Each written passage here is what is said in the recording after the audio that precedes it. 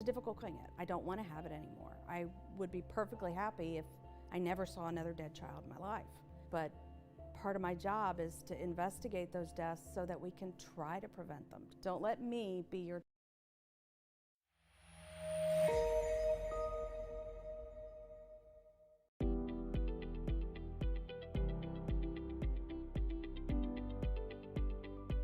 These are one of two public input sessions on the Roanoke County Economic Development Work Plan. We wanted to introduce the public to the plan goals and strategies and the types of work program areas that we're going to be focusing on over the next 5 years. And this is an opportunity for the general public to hear about the strategies and recommendations and provide input and feedback. This strategic plan, it will help guide the direction and focus of the Roanoke County's economic development program. And it's going to be a living document, so it's going to be updated as the process goes on, and it's not just going to sit on the shelf and be forgotten about. It's going to align with the county's initiatives and priorities, and it's going to be implemented over the next 5 years using a set of actions that we'll go over later in the slide, but that's going to be the implementation process of it. So this plan addresses entrepreneurship and innovation, manufacturing and new businesses, business development in many different ways, whether it be small business, medium, large businesses. We're focused on how do we pave the way for new economic opportunity. The process has been one of widespread engagement in Roanoke County. We had residents provide survey input. We spoke with business and industry stakeholders and leaders. We had focus group discussions. We dove deep into the data about what's happening in the county. It also addresses workforce and pathways to education and CTE, and how do we help employers find workers in the 21st century. So it's becoming more of a challenge. It's an aggressive work program. We think that the strategies that we have put together are going to be very beneficial over the next 5 years. I really think the Roanoke County Economic Development Department should be commended because they're very progressive in thinking about, can we get some outside perspective on developing our strategic work plan. You've seen the 419 plan, the Hollins plan, the Oak Grove plan. We're going to be repositioning real estate, redeveloping in those key strategic areas of the county. So a lot of our work is focused on key commercial corridors, and you're starting to see the results of that now. You're seeing that there is transformation underway in many of our corridors, particularly the 419 area with Tanglewood redevelopment.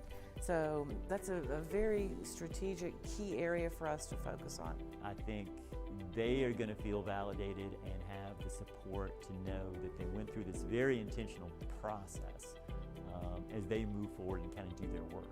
And it really reinforces for them that in many ways they're on the right track because some of the goals and recommendations relate to things that they were already doing. But it also helps lift up some of the things that they either weren't doing or didn't have as much of an emphasis on. We are listening, and we do want citizen feedback. We want the public to tell us if they think we're on the right track, or if these are the areas that they would like for us to focus on.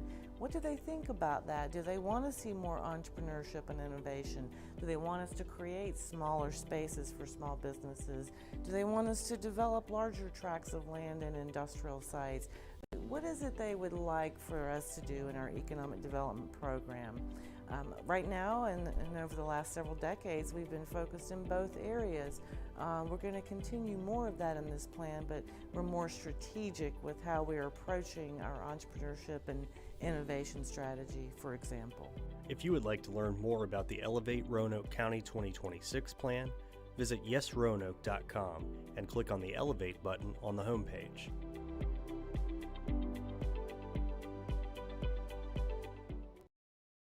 I drive because I love my children on the bus. I started off driving to be at home with my children on snow days and holidays. And in that 24-year time that I've been with the county, I have enjoyed every child on my bus and the families and the connections I've met. I drive because of the students.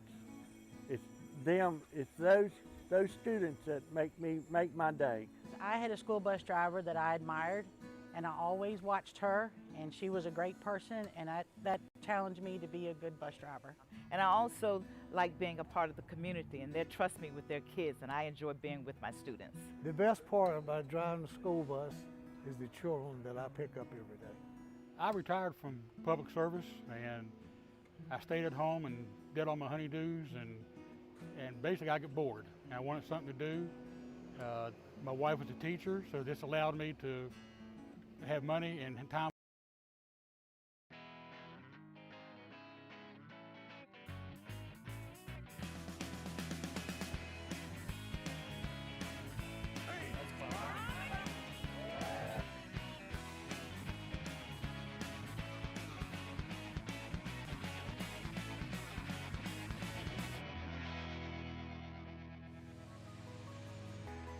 All right, ready? Andre versus Jesse.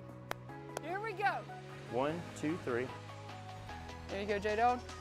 3 here. Movement is the key. Movement makes us feel better. It's what we're built to do. It's what our bodies are built to do. When we stop moving, things just go awry. There we go. Probably what we do in the first workout they might be like, oh my gosh, this is weird. But when they see the support of the group, then they start going, I think I can do this. 3, 2, 1. I didn't say go. What sets us apart is we take a personalized approach to our, to helping our clients and members.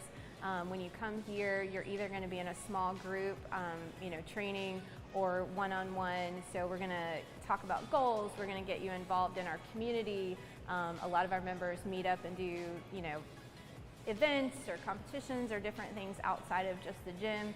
So it really is a gym family, a gym community to join. Perfect. Good. All right, take a break. The first thing that we always do is we offer to meet and just talk.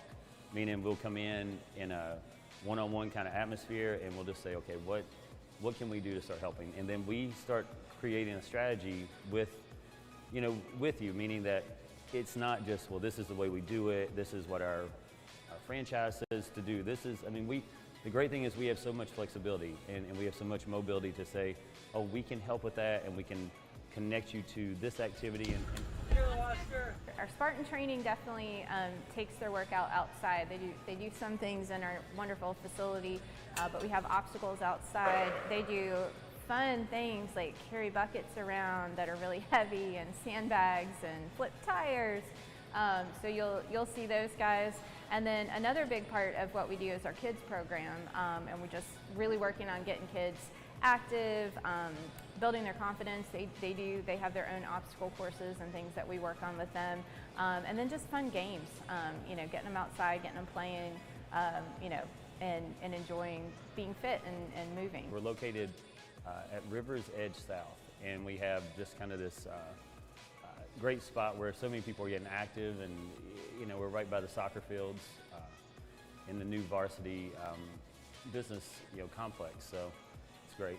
Once you start moving and you see the benefits, you can feel the benefits, and then it leads to the other things, the healthy eating, and you lower your stress. Right now people are incredibly stressed, so it's just really important to take care of yourself in that way and just manage that and have that good feeling from movement. Our goal is to always get you do what we need to do inside this building to get you outside enjoying the parks, the rivers, the lakes, the going to events, going on vacations, playing with the kids.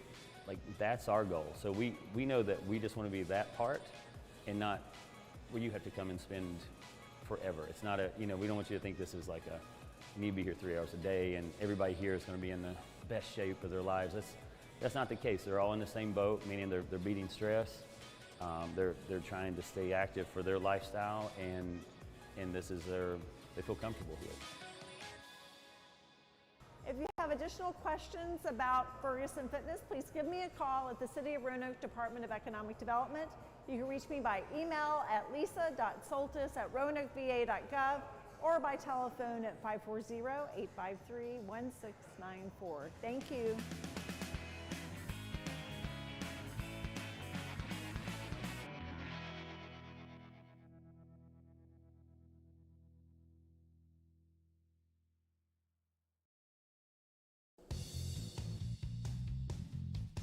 We all share a role in protecting our children and communities. That's why we're asking people to practice safe firearm storage. Just as we tell people to lock their cars, we want owners to lock up their firearms when not in use. Some simple steps are to always clear your firearms before storing them, use firearm safety devices such as trigger and cable locks, and to store ammunition separately in a locked container. Make safety a priority and secure your firearms today.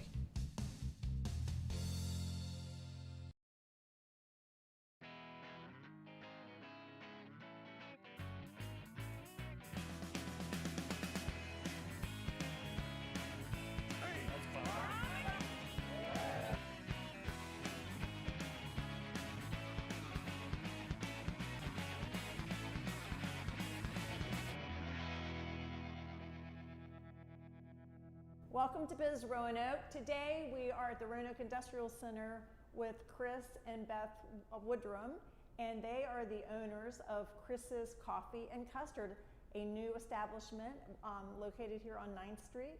And we are really happy to be here today with you all. And thank you for the beautiful work that you have done here in opening this coffee and custard store. We're very excited. Thank you for coming today. Yeah. Yes. So, Beth, do you want to tell us how this all got started?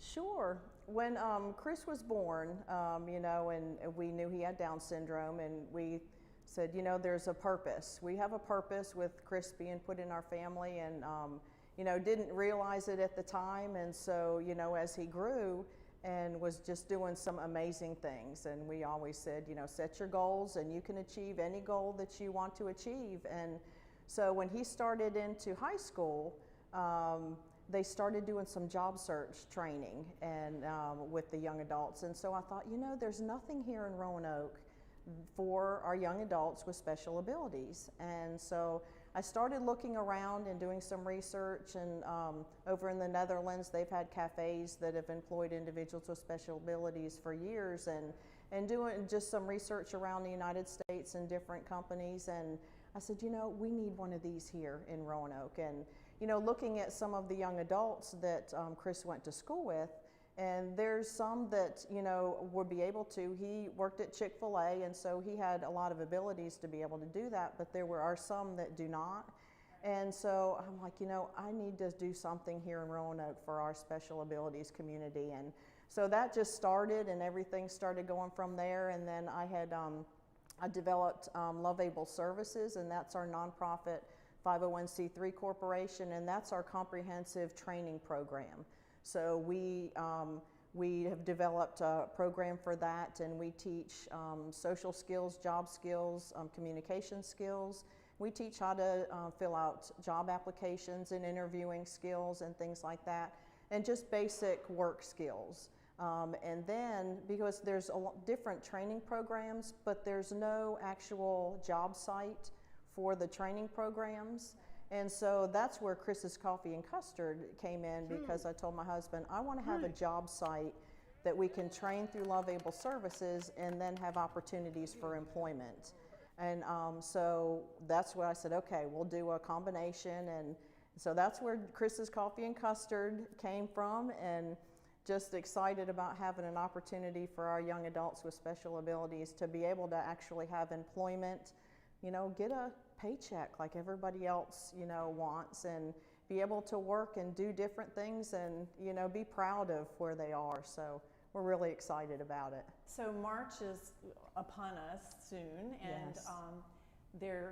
Today we're filming here today, and the sun is shining, and it's beautiful outside, and it's 60 degrees. Yes. And Chris, I know you have this beautiful patio out here. Will y'all have some seating out here for customers? Yes, we do. Okay, well, good. And how many employees do you all expect to have? Right now we have 18, and we have a variety of, we match their skill set with a job. And so we have developed non-customer facing jobs. So those are jobs where they won't have to deal with the customers, handling deliveries, stocking shelves, cleaning, taking care of the paper products. And then we also have customer facing jobs, so that they will be out working with the customers and making the custard, serving the custard, the coffee, making all the drinks, and And we have volunteers that are helping with us, and they will be just supervising, because our goal is for them to be able to do the job. So we're working really hard teaching them how to do it, and we have cards, you know, for this drink, and this is how you make it, and so we have that at the piece of equipment, and so we're training them, but then we fully expect them to be able to do the job themselves, and we want them to be able to, you know, serve our customers when they come in. So our expectations are high, but they're rising to those, and just, it's amazing to see their abilities just start coming out, and, you know, for them to smile and know that they've done a great job. And so, yeah, it's exciting. So we've got a lot of different jobs, and right now we have 18 young adults,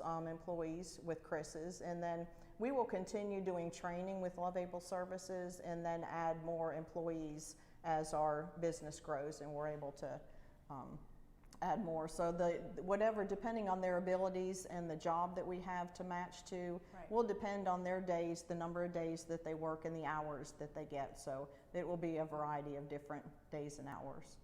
I was here about 4 years ago when we first looked at this space, and it was a mess, I guess we would say, right? And now it is a beautiful space. Chris, what has been your favorite part in pulling this business together? I got to work with the space, with the friends come over here and work. Right, okay. And again, do you want to tell our viewers where you all are located? Yes, our address is 1824 9th Street, Suite B, Roanoke 24013. Okay. So we are in the, what's the old Visco's plant, and the Fred Whitaker area. So we are there in the very front, right off of 9th Street, right before you get to the bridge. There at Riverland, and we are right there in the front. You would turn in our parking lot and then go to the left, and we're at the end, the white building, and we have our logo on the outside of the building. It's very visible. It's very white and very bright, and the logo's right there, and it's really, really pretty. And y'all have done an excellent job in impacting economic development in the community. You're hiring people, you've got workforce training. Yes.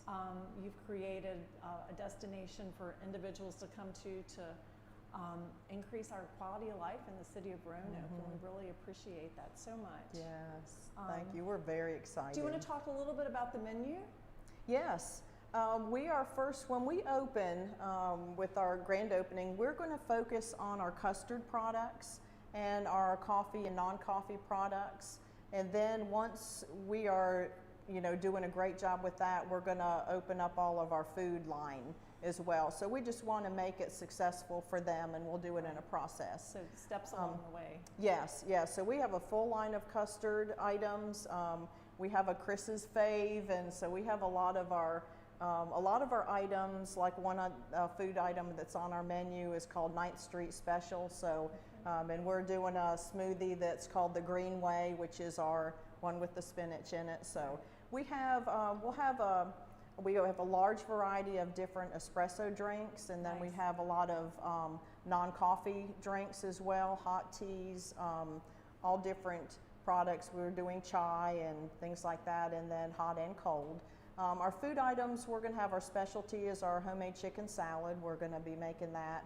And then we'll sell that on a croissant, or we're having some gluten-free items as well. So we'll have different specials.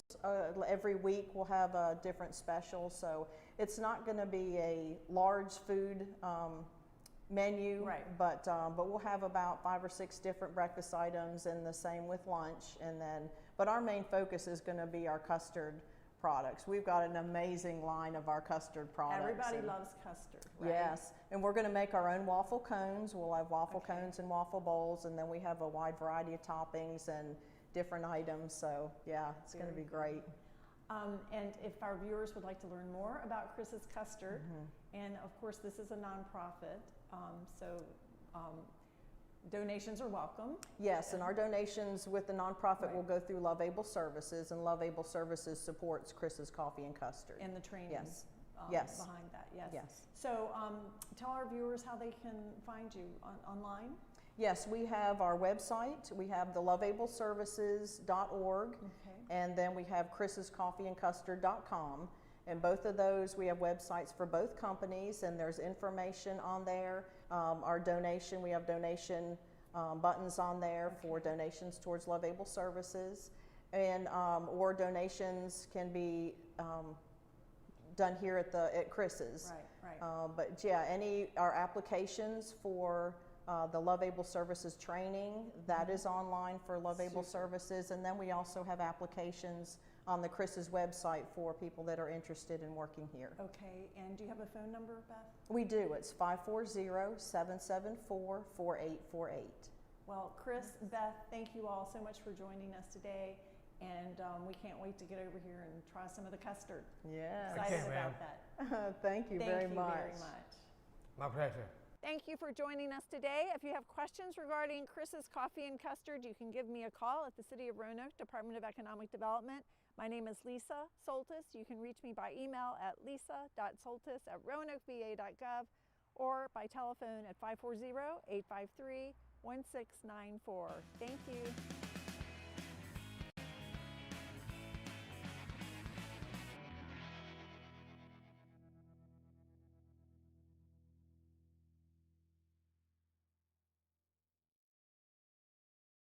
My name is Dr. Amy Tharp, and I'm an Assistant Chief Medical Examiner for the Commonwealth of Virginia. The ABCs of safe sleep, the child should sleep alone. That means no adults, no other kids, no pets, no stuffed animals. The child should sleep on their back. It's much safer for them. They're less likely to suffocate face down in the bedding. And they should be in their own crib or own sleep surface. Don't let me be your child's last doctor. This is a family. We consider ourselves part of the transportation family. And once you become part of the family, you stay part of the family. And he said, look, if you're going to work part-time, you might as well make as much money as you can. And for a part-time job, it pays pretty good for this area. I drive the school bus because I wanted to have some adult interaction as a stay-at-home mom. People tell me that, how can you drive kids? And I'm like, hey, that's the best part of the job. I drive the school bus because I love it. It's an awesome job. I love going and picking up the students, watching them get on the bus, the little ones with the big smiles on their face, wondering, you know, all the excitement they're going to be doing while they're going to school, middle, high school. I drive all ages. It's just a wonderful job. I drive because I'm retired Navy, and it's great, you know, after serving my country to give back to my community. You know, our kids are the future of America, and it's great to have a part to where I'm contributing to them and to make sure that. Beginning January 1st, all grocery stores, convenience stores, and drugstores in the City of Roanoke will charge 5 cents for each disposable plastic bag provided at checkout, because it is important to keep our rivers and communities free of pollution and debris. However, this is a tax you never have to pay. When you remember to bring your reusable bags from home, you will not be charged for the tax. Help keep Roanoke clean and green. Start bringing your reusable bags right now so you never have to pay the tax. Remember, bring your bag.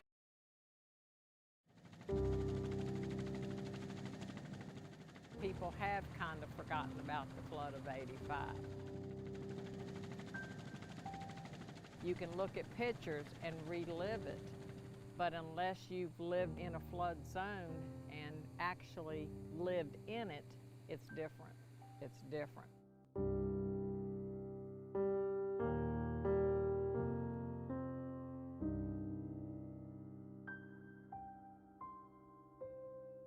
It was quite a surprise. The rains kept on coming and the water started getting up. So I had a board. Got outside the store, was going to put it against the window so the water wouldn't come under the door.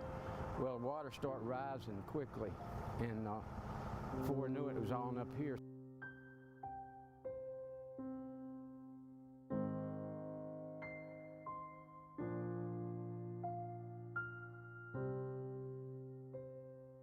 We had time to run, get the kids, get the keys, and get in the vehicle. And when we came back, the water mark was like 4 feet up, somewhere in between here.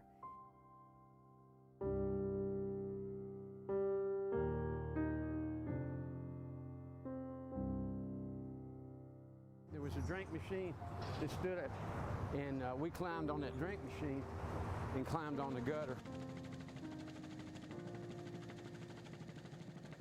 We were on the building and we was over here and that part caved in. And then the helicopter came in. 90 seconds later, the rest of the store caved in. Half of it caved in while we were already on it. Estimate then probably around $800,000 for everything. Wasn't anything left but the tile. There's one thing that I learned during the flood of '85. You can't stop water. You just have to live with it and watch it.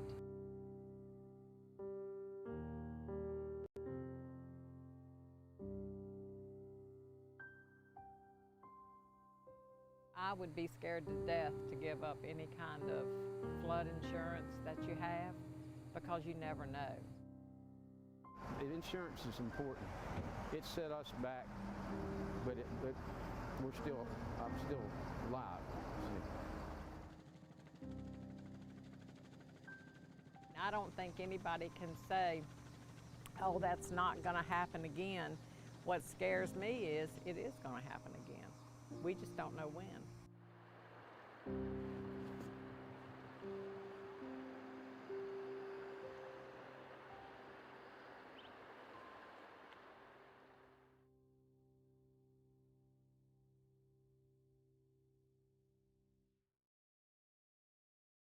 Beginning January 1st, all grocery stores, convenience stores, and drugstores in the City of Roanoke will charge 5 cents for each disposable plastic bag provided at checkout, because it is important to keep our rivers and communities free of pollution and debris. However, this is a tax you never have to pay. When you remember to bring your reusable bags from home, you will not be charged for the tax. Help keep Roanoke clean and green. Start bringing your reusable bags right now so you never have to pay the tax. Remember, bring your bags.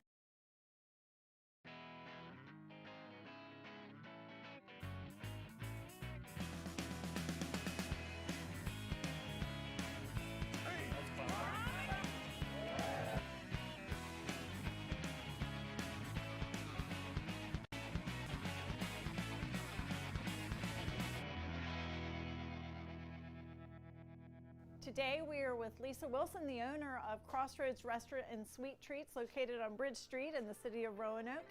Come on in and let's check it out. 1, 2, 3.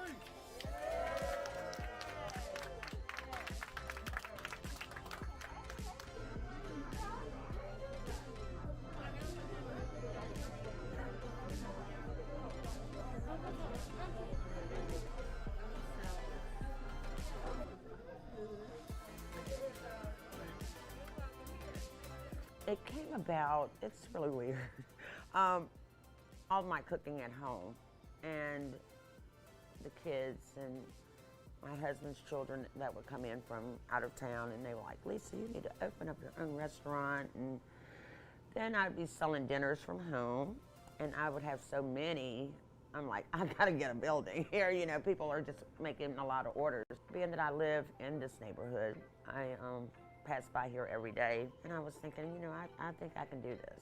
So I just took a leap of faith and just went with it, and it's really doing really good. I switch it up every month, but chicken salad is always on my menu, winter all the way through. I do baked spaghetti every Thursday. People love it. I do the salmon cakes on Friday. I run out every Friday. So, I mean, it just varies. Lots of refreshing stuff. You know, like I said, the smoothies and the healthy stuff. A lot of people run and they're riding their bikes, and they can stop and sit out and have a smoothie, or, you know, or if they're really hungry, they could just come in and get some of this good food. And I love to cook. I love to see people eat my food. I love it. I just love it. I'm just like, is it good? I'm always asking for, is it good? Is it ready? And I'm like, it's delicious. Just something that I love to do, and I love to cook. And you can take, people say that you can taste the love in the food, and that means a lot. So yeah, I'm just trying to make everybody happy and nice and full. Thanks for joining us today. If you have additional questions about Crossroads Restaurant and Sweet Treats, please give me a call at the City of Roanoke Department of Economic Development. You can reach me at lisa.soltis@roanokeva.gov or by phone at 540-853-1694. Thank you. 1, 2,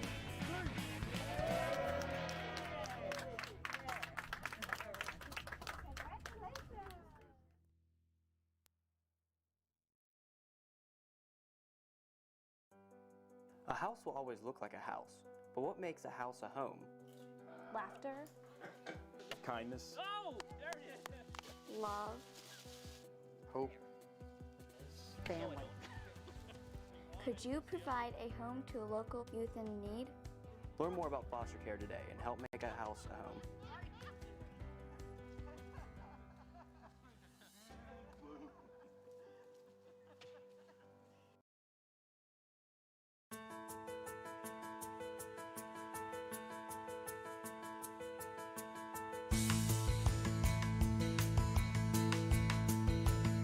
Hi, I'm Annette Patterson, president of the Advancement Foundation. The Gauntlet is now going to start its 8th year, so this was the 7th year that we've just completed. Over those 7 years, we've served 650 entrepreneurs, which is just an incredible, diverse group of people from rural to urban, different kinds of businesses, from services to Main Street to high growth potential companies. Just an amazing group of people. Last year, the 6th annual Gauntlet, we were halfway through the program when COVID happened. And so we had to learn, like over a weekend, how to take all those people virtual, which was really interesting because most of us had only been on 1 or 2 Zoom types of calls before. And so this year, we went virtual from the very beginning. And then having everybody finally come together was just amazing. And they all recognize each other because they've been in small groups talking together. But you know, they're finally in person, so it's super exciting. So that was really, I think, the biggest change is not having those 10 weeks where they're actually meeting with each other, except they were doing it virtually. And you would have thought they were meeting in person all that time. So it really worked out great. My name is Lisa Broyden. I'm the owner-founder of a company called Wash Your Hands, LLC. We are a startup that is the maker of a hand wash compliance tool that is called GermZap. So I got the idea originally from being on a cruise, actually, and the cruise had a heightened sense of, or heightened environment of the sanitation concerns, and so they were wiping down all the rails and the stairs and doorknobs and all that. So I started thinking, I wonder if there's a way to have an easy way to just coach people through the hand and soap and water wash with the 5-step and the 20-second scrub. The Gauntlet is everything, and I cannot say enough good about it. The minute I walked in the door, just the welcoming and the excitement, it was like going to some kind of big sporting event, the buzz, and it was great. I got some help with the manufacturer, and I had some help from a marketing agency. Also some monies to help with the data tracking and collection program that we had set up. The Gauntlet has really become this culture, just this tribe of people who have like-minded, you know, they're entrepreneurial, they want to test ideas, and so it's this safe place to really study your concept, to test your concept. We require everybody does 50 customer discovery sessions, so you really get a lot of great feedback, not only from your potential customers, from entrepreneurs that are doing different kinds of businesses, and from the mentors that we assign to each entrepreneur. I'm Candace Monahan with Beaver Dam Farm Sunflowers. We have a sunflower festival every September in Botetourt County in Buchanan, and this is our 6th year. We're moving into our 6th year event. And we plant about 500,000 sunflowers. We will have 3 different varieties this year. And then we also have 17 food vendors that are coming out. We have 53 handmade crafters. We offer live music on Saturdays. We have events during the week like yoga and paint nights, sunset dinners, and then we invite the public out on the weekends. You know, we had our Gauntlet Award ceremony, and I ended up top winner with almost $25,000 in prizes. With having 5 years under our belt, I wanted to grow our product line and our offerings and have more events throughout the year. And I figured the Gauntlet could help take all of that to the next level. We want to offer an app for visitors that come to the festival, but also the field trips that come out, so they can see the insect on the flower, look it up on the app. It can tell them a little bit about the insect and the uses or the harm that it may cause the flowers. I want to purchase a cold press and be able to press the seeds for sunflower oil and to add that to our offerings. and then growth in the way of future events that we can offer on the farm. In the Gauntlet, I learned a lot about business that I didn't know, and that was my main reason for taking the courses. Business things, planning things, looking at finding the problem that you're solving and what niche you're going to fit. The knowledge was huge, but then the environment, the peers, the support, the staff, it was incredible. I just felt like all of a sudden I'm this instant member of this huge group that was just amazing. And we have a number of programs. The Gauntlet is one of our programs, but we have a number of programs that fit different types of businesses. The Gauntlet starts every February, so we have time where we're doing one-on-one work with businesses in between the Gauntlet, leading up to the Gauntlet, which starts in February. And of course it ends in late April, and then we have the judging and the award ceremony in May. But all that information is on our website. I have no business experience. I am not a financial person, even if you know nothing, and I really know nothing. From 0 to 100 is all the Gauntlet, just all the resources and support, everything. So if I can do it, anybody can do it. For more information about the Gauntlet and other business workshops, visit theadvancementfoundation.org.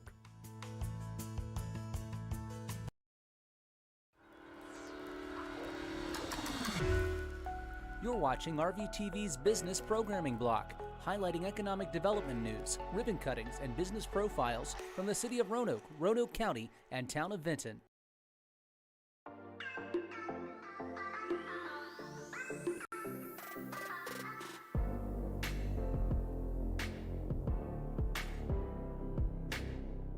With the highest population density in Roanoke County, the Hollins area provides an excellent location for business investment opportunities with over 270 commercial and residential properties.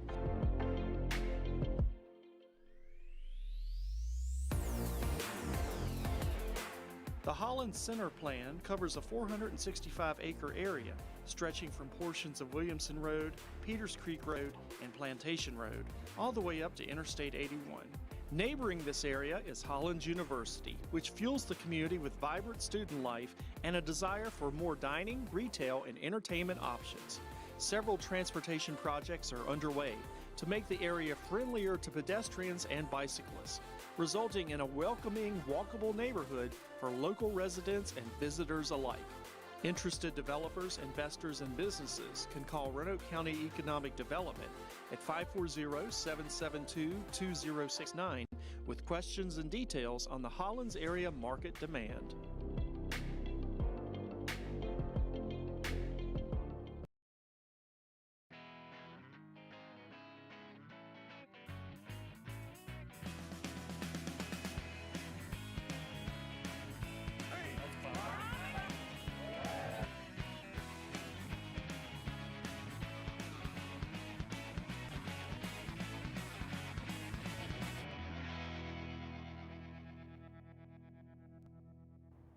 Welcome to Biz Roanoke. Today we are with Brian Wells. Brian is the general manager of the Hotel Roanoke and Conference Center. Hi, Brian. Hey, Lisa, how are you? I'm fine. It's always a pleasure for you to have a chance to come see us and talk about the hotel. I'm excited to be here, and you've got so much to talk about. That's right. We're so lucky to have you here, so let's talk about it. Great. And we can take off our masks. We're 6 feet apart. And so you have just undergone, actually through the last several months, through the pandemic pretty much, $3.6 million in renovations to the hotel, adding a couple of new venues here, and we'd like to hear about that. That's great. You know, it's actually a story that started way before the pandemic. Over 2 years ago, we started looking at master planning for the hotel and realized that we needed a larger casual dine concept, and we needed to upgrade the kitchen to serve this side of the hotel and the Pine Room. So with the support of ownership and some experts from our corporate office at Benchmark Resorts and Hotels, we designed what we thought was going to be a gastropub, and that really brought the kitchen into the dining room. The kitchen we previously had was very limited in the basement of the hotel. So that was step one. And from there, everything else just came naturally. The design of this outdoor patio, it's got a beautiful oceanfront kind of view of downtown Roanoke and the Mill Mountain Star, so it's really attractive. And then we looked at Palm Court and said that that is such an obvious gathering spot for guests. We need to design something to handle that. And with the selection of a strong design team, we came up with what you see now, which is all that beautiful millwork and metal canopy that gives you the idea that it's a railway ticket station. But I think one of the biggest and most important things we did was embrace history of the hotel. We revealed the pre-1939 night sky mural in that Palm Court area, and it came out glorious. Lionberger is our general contractor, and they're local. We love doing business local. And they found a lady, Brenda Council, who professionally conserves museum pieces and creates new museum quality pieces. And she was so excited to be part of our project. And she really did all that artwork, and it just jumps right out at you. It's beautiful. Well, and it's gorgeous, and that is called the 1882 Lobby Bar. It is. Is that right? Yep. 1882, of course, is the year that the Hotel Roanoke opened. So we think that that's a key for us to activate history in every area in the hotel that we can, including names of cocktails on the menu, food items. So I think you're going to really enjoy surprise offerings as time goes on. So you can sit at the bar and you can order food there as well. You can. Okay. Yep. In fact, the bar opens 4 p.m. daily, and then at 2 o'clock on Fridays and Saturdays, open till midnight. But food starts at 4, and then at 6 o'clock, our entree menu kicks in, which is just a fantastic. All of our food is sourced through regional farms here in Virginia through the LEAP program. We got a really nice explanation on our menu of what that all is. And a lot of the distilled products and wine is also from places here in Virginia. So we're proud to show off the heritage of quality. That's excellent, excellent. So let's talk about the Pine Room now, and that beautiful kitchen that is there, and you all have retained the history there with the pine, which it looks beautiful.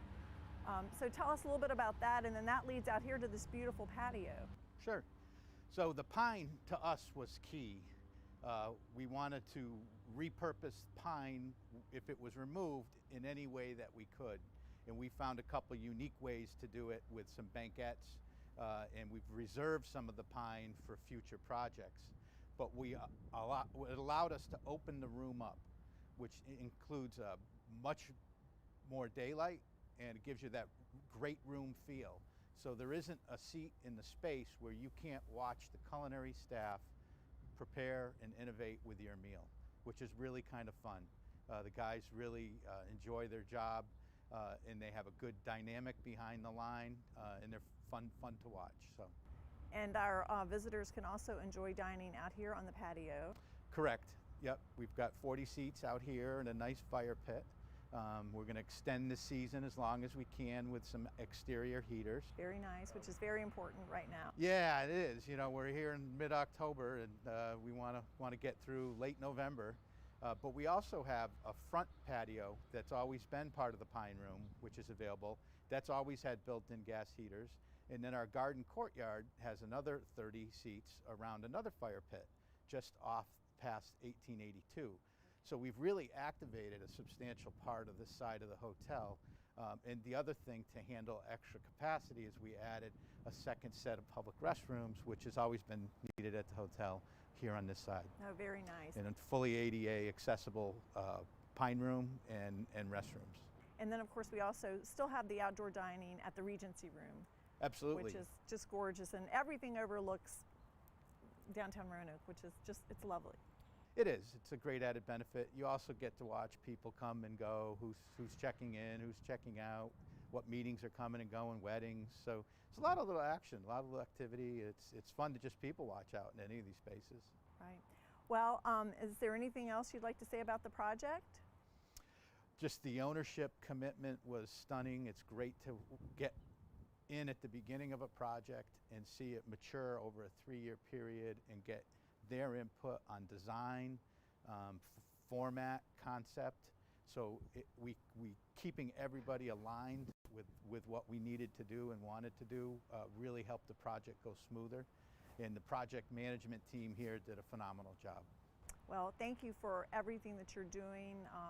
The Hotel Roanoke is our gem in the city of Roanoke, and for those of us like myself that are natives to Roanoke, it's very special, and it's very special to anybody I think that's ever visited here. So we appreciate the impact that you all are making on the city of Roanoke and your contribution to Virginia's Blue Ridge. And we'll look forward to hearing more in the future and catching up with you again, Brian. Well, that's fantastic. Thank you, Lisa. Thank you very much for being with us today. It's a great time.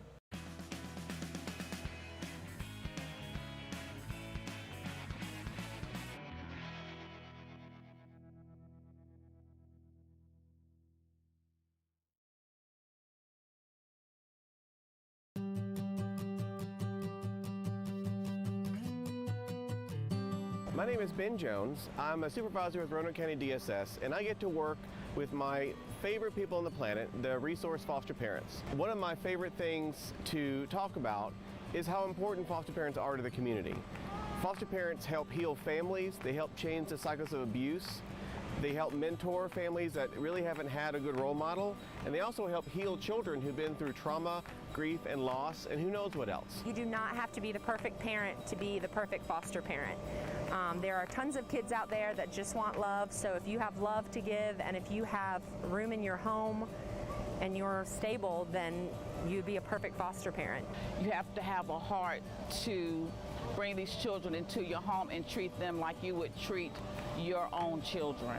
It only takes a little effort to make a big difference, that there are many needs out there much greater than myself.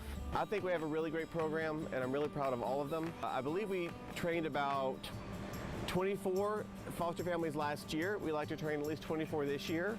The examples and the information shared during the trainings was very helpful, and without that, I don't feel that I would have been able to take care of my child as well as I did. If you guys have any questions, feel free to call me at 540-283-8844, or you can email me bsjones@roanokecountyva.gov. Thank you so much.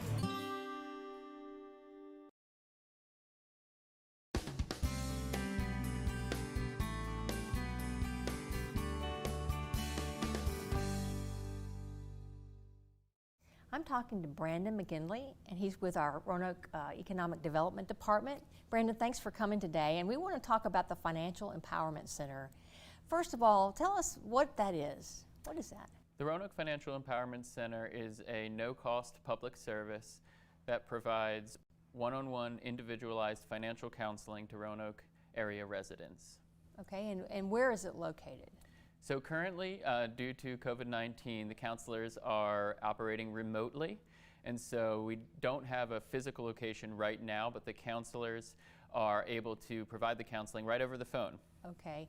Now, we had kind of a cool kickoff with this earlier in the year. Talk about the ribbon cutting we did. Yeah, that was really exciting. And so on July 28th, we held our official ribbon cutting event for the Roanoke Financial Empowerment Center. And we had participation from Mayor Lee, we had participation from City Manager Bob Cowell, as well as Shirley Holland from Carillion Clinic, who is a grant funder for the program, and Jonathan Mintz, who's President and CEO of the Cities for Financial Empowerment Fund, which is a grantor for our program as well. And we did it virtually, right? Mm-hmm. We did, yeah. And so, and in addition to those four, Tim Saribi from Freedom First they're our nonprofit counseling provider, Freedom First Enterprises, and so he presented at the ribbon cutting as well. And yes, it was virtual, so it was interesting to try and imagine how that would look in this new world. And so we broadcast it live on Facebook as it was happening. Everyone gave 3 to 5 minute speech about their excitement about the program and what it would provide, and from their perspective how important it is to provide financial counseling in the community. And then yes, at the very end we were actually able to show a few of our counselors cutting the ribbon itself. And everyone clapped, and we were really excited. That's cool. Yeah. So talk about what kind of services you provide through the Financial Empowerment Center? Absolutely. So the Financial Empowerment Center provides individualized financial counseling. What that really is if an individual wants to find themselves on a path towards more secure financial footing in any of an array of areas, including perhaps wanting to improve their credit or wanting to reduce debt, or perhaps they want to see some savings over the course of time because they've had some struggle savings. And also if they wanted to access a bank account, a mainstream banking product, because they might otherwise be accessing payday lenders and that sort of thing. Financial counselors are now available to area residents to help them with their financial goals and get them to that place that they would like to go. And our counselors have gone through training, and they're certified financial counselors. And so they are really experts in this realm to assist people on their path towards financial security. So is there a criteria that you have to meet, or can anyone take advantage of these services? Anyone can take advantage of these services. So unlike some programs, it's not a means-tested program in that you don't have to meet a certain income or resource limit to access this program. It's open to individuals across the income range. So that isn't a barrier. In addition, we offer translation in over 60 languages through a community partner, and we can serve anyone in the Roanoke Valley. So you mentioned earlier there were some partners. Tell us again who all was supporting this effort. So this is a partnership between the City of Roanoke, Freedom First Enterprises, and the Cities for Financial Empowerment Fund Incorporated, and Carillion Clinic is a grantor as well. Not only that, though, we have really, I would say, leveraged or had a lot of insight from community partners, and this is a range of community partners that I couldn't list all of them here. That's fine. But they're all quite involved and have been from the beginning in envisioning what this looks like for the city, for the Roanoke Valley, and we're closely working with human services, government, and nonprofit community partners to make referrals and refer folks back to them as well. Brandon, why do you think this is so important, this Financial Empowerment Center? Why is it so important to the citizens that live in Roanoke? So it's important for a variety of reasons. When we as a city, in partnership with local nonprofits, back in 2013, 2014, created the or were involved with what's called the Bank on Roanoke Valley program. Still are. That is still a program available.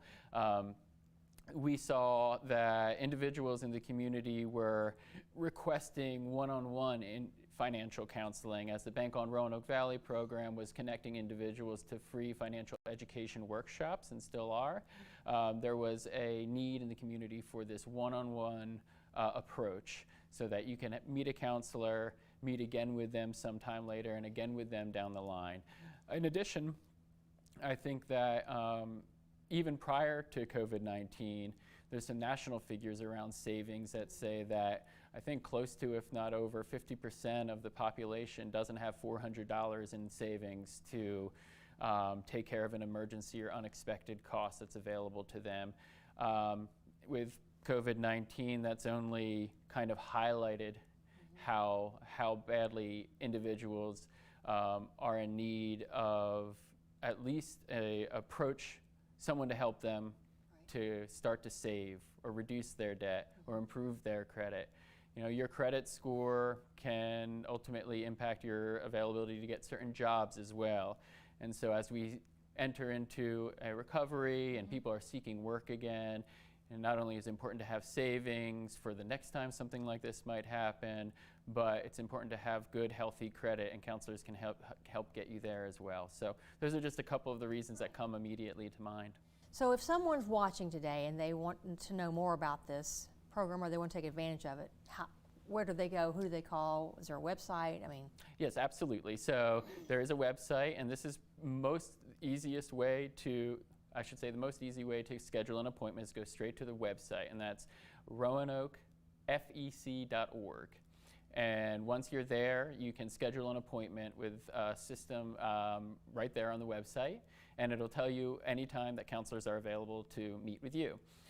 In addition, there's an email, counseling@roanokefec.org, and a phone number as well. So those are the 3 ways to reach the Roanoke Financial Empowerment Center and get an appointment. Well, it's a great resource, and Yes. I appreciate you coming and telling us about it today. Thank you so much. I appreciate you having me very much. Slower driving keeps all of us safer. Together, we can make our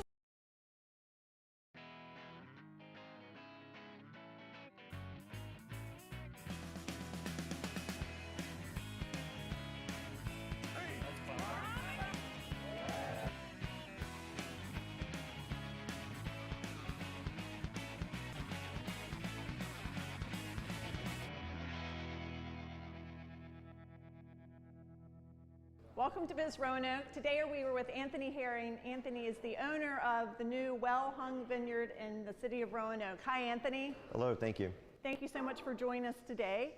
So you visited Roanoke about a year ago. Correct. And you were looking for space in downtown Roanoke, and you've landed this great space. So tell us why Roanoke, and tell our viewers where you're located. My first restaurant's located in Charlottesville, Virginia, a small town called Gordonsville.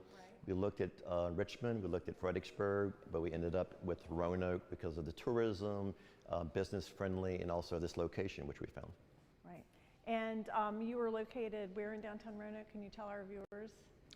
We're located at 402 South Jefferson Street, corner of Jefferson and Church. Right, and this is a very busy intersection, so great visibility, Yes. and it's a great space. What's your square footage here? It's about 3,500 total square foot, including our kitchen. All right, and you all have done the upfitting has been great, and it's just a beautiful, beautiful space. Thank you. So tell us a little bit about Well-Hung Vineyards. Well-Hung Vineyard was created in 2009 by 3 different women. They were friends, and one of the original owners had a vineyard, and her friend came over and says, "My gosh, your grapes are well hung." And that's how the trademark and how the brand was born. Right. And then I purchased it back in 2016 and came up with the idea of a restaurant. Right, and your menus, I've looked those over, and we've had a tasting today at Yes. the grand opening and ribbon cutting, and the food is just fantastic. Great, thank you. So, and we appreciate you bringing this great asset to downtown Roanoke. How many employees do you all have? We have 13 at this point. We'll probably add another 2 to 3 as we get closer to spring and summer. And what do you feel the economic impact is on the city of Roanoke? I believe with the tax, the tourism tax, alcohol tax, it will help the city overall, and which we want to help, and we want to give back more ways than just taxes. Right, right. And I know you all will be great community partners as well. Yes. And that's very important to you. So along with the wines and the food that are sold here, you also have great promotional items. And yes. You want to talk about those a little bit? Sure. I mean, a lot of our customers, I'll say probably 40 to 45% of our patrons are tourists. So of course they love buying a shirt or hat or nuts, but also they buy bottles of wine to go as well. Right. And so you can purchase wine here by the bottle or by the case. Correct. You can sit down and enjoy lunch or dinner or even brunch on the weekends. Yes, we're open 7 days a week. You mentioned brunch. We're having brunch from 10 to 3 on Saturday and Sunday. Okay, very good. So is there anything else you'd like for our viewers to know about Well-Hung Vineyard? I would say give us a try. We have a lot of fun, obviously, with our brand. When someone comes in, they don't expect to see the decor. The food and the wine is extremely important to me. Our director of culinary has done an amazing job, and our winemaker has also done a good job. The grapes, let's talk about those for a moment. Are those all grown in Virginia? Are those grown all over the United States? Most of our grapes are from Virginia, but we do have grapes or juice from Washington, Oregon, and also California. Okay, so how many different varietals do you think that you all are using here? Currently, we have 10 different varietals, looking to add our 11th one probably in the next 2 months. Okay, great, great. Well, if our visitors, or our viewers, excuse me, we want lots of visitors here. Oh, and that's another thing. We have so many visitors that come to our breweries in Roanoke, so Yes. I think that this will be a great complement to all of our downtown breweries. We hope so. The brewery family here in Roanoke has been amazing. I mean, all of them have come in here, been very supportive, and they're excited, and so are we. Great. If our viewers would like to learn more about Well-Hung Vineyard, how may they do so? They can look at our website, which is wellhungvineyard.com, or also our Facebook, which is Well-Hung Vineyard ROA. and then also our Instagram as well. Okay, and they can certainly stop in and visit as well and get a taste of what you have to offer here. Yes, and hope to see everyone, and thank you for your time today. Yeah, and thank you so much. Thank you for joining us today. If you have additional questions about Well Hung Vineyard, you can contact me at the City of Roanoke Department of Economic Development. You can reach me by email at lisa.soltis@roanokeva.gov or by telephone at 540-853-1694. Thank you.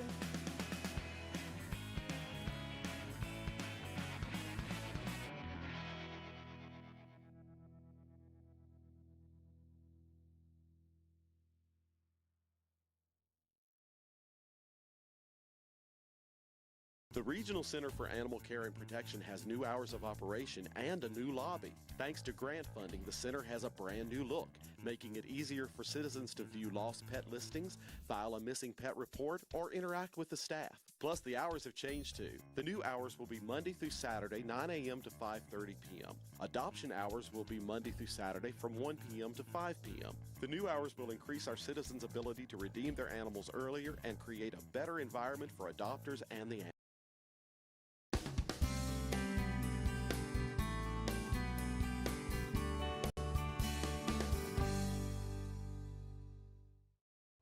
Talking to Nell Boyle, and Nell is a sustainability coordinator for the City of Roanoke.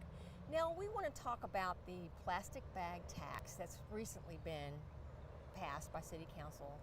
Talk about that. What is that, and kind of background on it? Give us a little about that. Absolutely. It's an environmental tax. So we're here to try and change behavior and get people to learn and understand what the problem is with the plastic bags. What we're finding with the plastic bags is they're so lightweight, they just pick up by the wind. There's a lot of litter. There's a lot of damage in the stormwater drains where the bags get caught up in the waterways, which is really the big problem for us.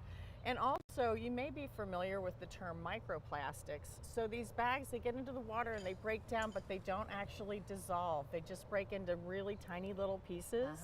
And then the fish and the wildlife ingest that, and it messes up the balance of the water as well. So it's a big water quality issue as well. So we're really interested in getting out to the community, helping them understand why we don't want to use these bags in the first place. Right. And then also to make sure that people start to think about perhaps using a reusable bag. Yeah. And when they use that reusable bag, they don't have to pay the tax. Right. Give some background about this whole idea, because it's been around for a while. Talk about that a little. So I've been with the city 9 years, and one of my very first things that I did was to put this legislation proposal forward from City Council. So we've been doing this for a couple of years before me, so at least 10 I'm sure of, where we said we've identified this as a problem, we know it's a real problem for our waterways, and we really need to get it done. So we're really hopeful that this will help people think about things differently and take the time to make a change. Yeah. Why did it take so long for us to get it? I think there was a lot of reluctance to bring a tax in the first place because, you know, taxes are a little bit of a sensitive area. Right. But again, this is the tax you don't have to pay if you're willing to go out and get that bag and bring your bags into the grocery or the pharmacy or the convenience store. Those are the three places that we're going to have the tax implemented. Yeah. Some of the other stores you won't see that tax, but that's for now. I think they've realized it really can make a difference. And the state legislature had to support it as well, right? They had to enable it for anybody to be able to do this. And so after the state enabled it, then we went ahead and adopted it. Right. We are the first community in Virginia to adopt it. Okay. And communities all over the state are watching us to see how it moves forward. Sure. So we're excited about that. But since we are the first, there's still some things we need from the states. There's some guidelines that they're developing. Sure. It hasn't started yet. So that may interrupt our schedule. We might have to put it off just a bit. Yeah. But, you know, we are the ones that are taking the lead on this. So pretty exciting. So when have we projected that it will take effect? January 1st. It's adopted as of July 1st, and then January 1st is 2022. It'll go into effect. So we'll be working with local grocers, local convenience stores, local pharmacies to help them put in place any kind of special processes that they need to do.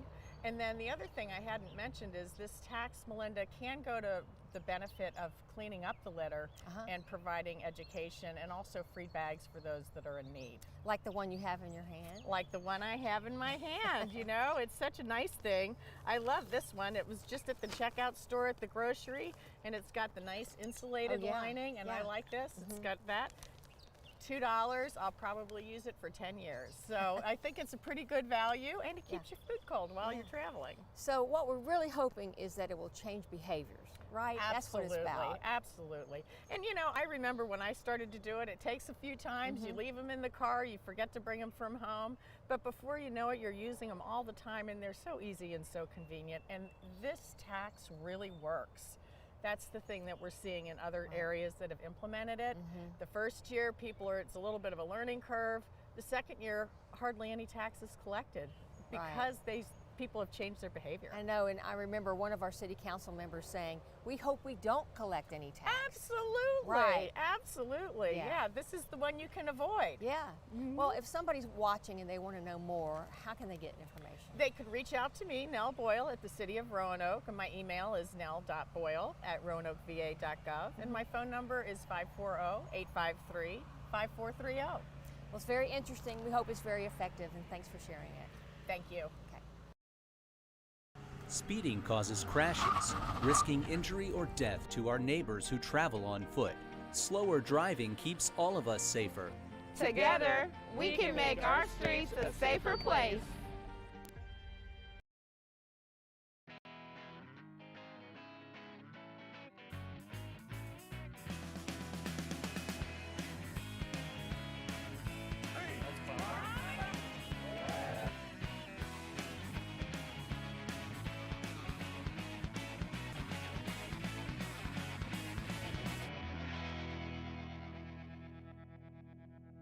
Welcome to Biz Roanoke. Today we are with London Ray Dykstra. She is the founder of Hustle Haven in downtown Roanoke. Hi. Hey, how are you? Fine. Thanks for being with us, London. We're so excited your business is here. Thank you. And we would like for our viewers to learn more about Hustle Haven. So can you tell us about it? Yeah, well, in a nutshell, we are a hot yoga indoor cycling studio with a potion bar where we serve hot and iced adaptogenic drinks. And we also have a self-care boutique, so you can buy things, you know, to complement your self-care routine, whether that's a candle that you burn when you have a bubble bath, or maybe some body oil or something like that.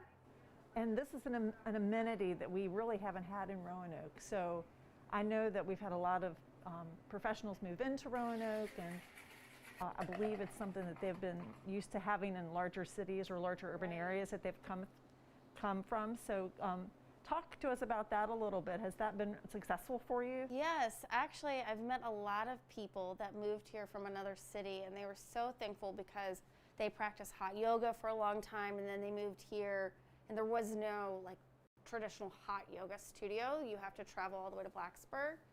And that was the same story with me. I moved here from Richmond, where I practiced hot yoga regularly, and I taught cycle.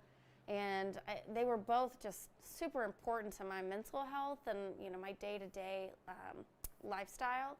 So when I moved here, I was really sad that neither of those are here, and my husband and I just decided that we were going to open it. So and here it is. Here we are. Yeah, that's fantastic. Tell us where you're located on Campbell Avenue. We are at 355 Campbell Avenue, so between 4th and 3rd, if you will, very close to the police station. We have an entrance on Campbell, but we also have an entrance in our parking lot, which is just off of 4th Street. So you can enter that way as well. And we had your grand opening several months ago, but you are one of our businesses that opened during COVID. And so I know you've had to pivot several times to move forward, but we are so happy that you persevered and kept the spirit, and here you are. And I know that it's been really successful for you, and it's been just a blessing for those individuals who needed that outlet for their mental health during this time. Yes, I've heard that from so many people, that coming here has been like kind of a saving grace for their mental health during the pandemic. And that means so much to me because, you know, the idea for Hustle Haven was born pre-pandemic. We've been working on this since, the actual idea was born in 2017, but working on it officially since 2018. And it was, for me, it was something that helped turn my life around, and it was a blessing for me. But it's so great to hear that it's helping so many people that are having a hard time right now with the pandemic. We're thrilled that you're here and that you're doing that. How do you feel like Hustle Haven has impacted economic development in the city of Roanoke?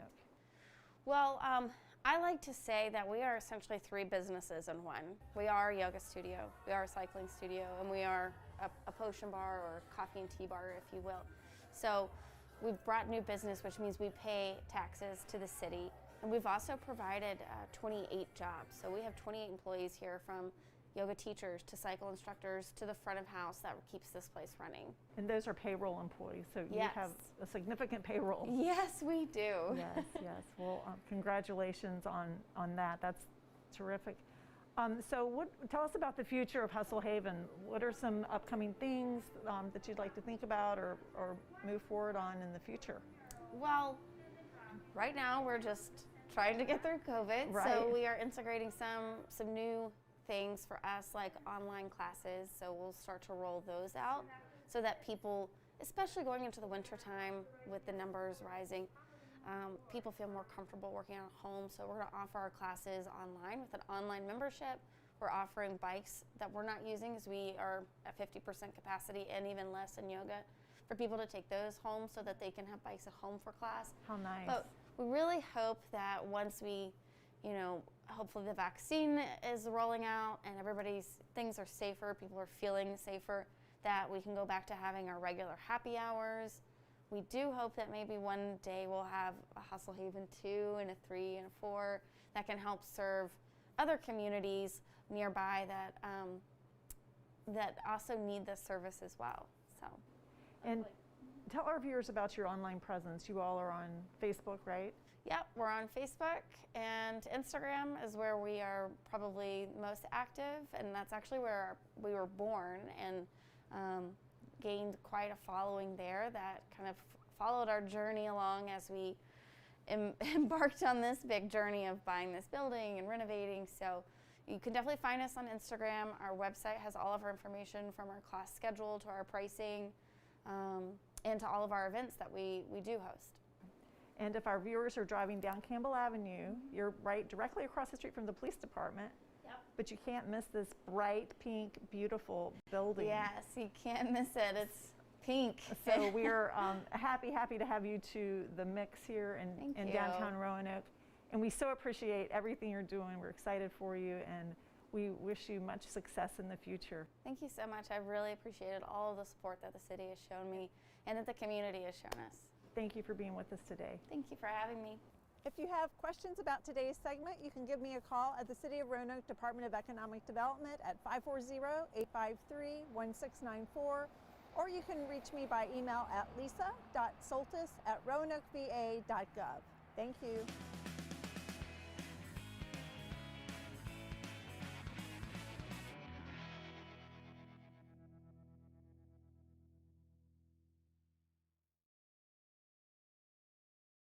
ROCO Alert is a citizen alert and warning system that Roanoke County will use to notify all Roanoke County households and businesses affected by or in danger of being impacted by a local emergency or disaster. Notifications will include important information about the event and any actions, such as evacuation, that officials are asking people to take.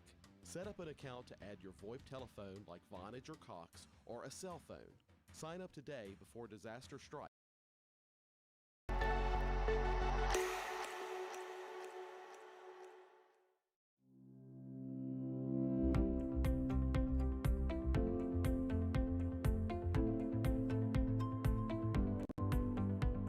Today we are celebrating the opening of our transitional care unit. It's a 60-bed unit with all private rooms, and it's going to have also our Bistro 66 located there, and it's Bistro 66 is whenever Friendship opened, 1966. And then also our pharmacy and emporium will be located here. We want them to be able to come here again, be able to have a private room, be able to have the best therapy that they can get. We ultimately want them to be able to, transition and go home. For some reason, if that's not the case, we also can provide them a long-term care stay here. So we just knew that we needed for the restoration of this building, we did a $7 million project, and it worked out during COVID that we were able to get that done. In my 20 years of being on the board, actually, I think it's close to 25 now, I can honestly say that Friendship Retirement Community is truly getting better with time. 7 years ago, we were able to go in front of the Board of Supervisors and get the location approved for our 120-bed rehab facility, so that went really well. Roanoke County, just our location here, being close to the airport, the mall, Appalachian Trail, all these outdoor facilities that we're able to do. It's just been, we've had a great location on this campus. We hope to move forward too with across the county with Starkey Road with those amenities that we're going to be able to provide. You're in the Hollins district of Roanoke County, and by that I mean look at this view that you have from this fine new facility. Isn't that great? We just as a board just went through strategic planning with our board and our senior leadership team, and what we came out of that is that, we're happy at where we are with what amenities we offer, but what we really want to continue to expand on is our independent living. So we're looking at more independent living on this campus, also our Starkey campus. We've got some really exciting projects that we're looking at to expand and touch that side of the county over on Starkey Road. So our therapy department will be able to utilize the private rooms. Sometimes they'll still be going down to the therapy gym. And also we have a day room that our residents that are staying here will be able to go and sit with families or even some of the other residents while they're short-term stays here. Now what we're looking for is be able to have that sustainable plan for the future, and that's what we're looking forward to, and this is part of that sustainable future, and then looking more for that independent living. So very excited what we got. 501c3, not-for-profit, we're here for the community, we give back to the community, so that's why I'm really excited to work here, and I'm excited to have the team that we have. For more information about Friendship, visit friendship.us. Speeding causes crashes, risking injury or death to our neighbors who travel on foot. Slower driving keeps all of us safer. I slow down because children should feel safe around their schools and in their neighborhood. I slow down when it's dark, rainy, or hard to see. I slow down to keep the people I care about safe. Together, we can make our streets a safer place.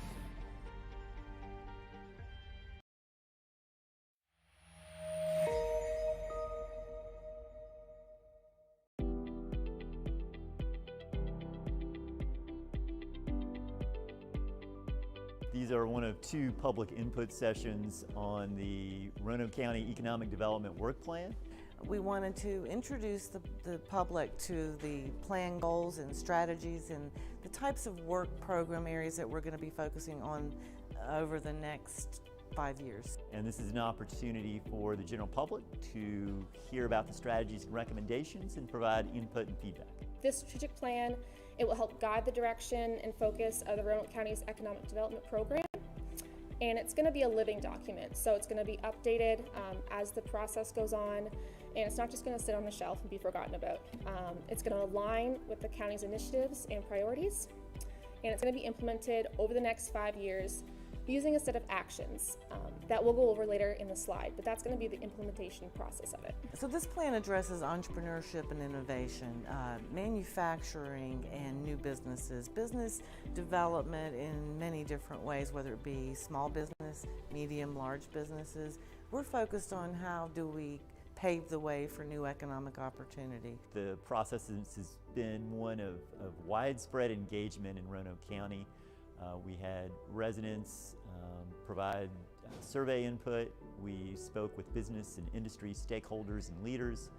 We had focus group discussions. We dove deep into the data about what's happening in the county. It also addresses workforce and pathways to education and CTE, and how do we help employers find workers in the 21st century. So it's becoming more of a challenge.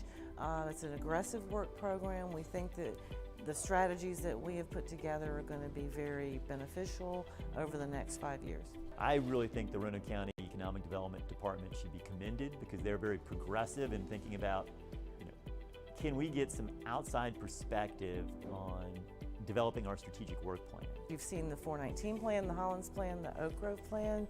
We're going to be repositioning real estate, redeveloping in those key strategic areas of the county. So a lot of our work is focused on key commercial corridors, and you're starting to see the results of that now. You're seeing that there is transformation underway in many of our corridors, particularly the 419 area with Tanglewood redevelopment. So that's a very strategic key area for us to focus on. I think they are going to feel validated and have the support to know that they went through this very intentional process as they move forward and kind of do their work. And it really reinforces for them that in many ways they're on the right track, because some of the goals and recommendations relate to things that they were already doing. But it also helps lift up some of the things that they either weren't doing or didn't have as much of an emphasis on. We are listening, and we do want citizen feedback. We want the public to tell us if they think we're on the right track, or if these are the areas that they would like for us to focus on. What do they think about that? Do they want to see more entrepreneurship and innovation? Do they want us to create smaller spaces for small businesses? Do they want us to develop larger tracts of land and industrial sites? What is it they would like for us to do in our economic development program? Right now and over the last several decades, we've been focused in both areas. We're going to continue more of that in this plan, but we're more strategic with how we're approaching our entrepreneurship and innovation strategy, for example. If you would like to learn more about the Elevate Roanoke County 2026 plan, visit yesroanoke.com and click on the Elevate button on the homepage.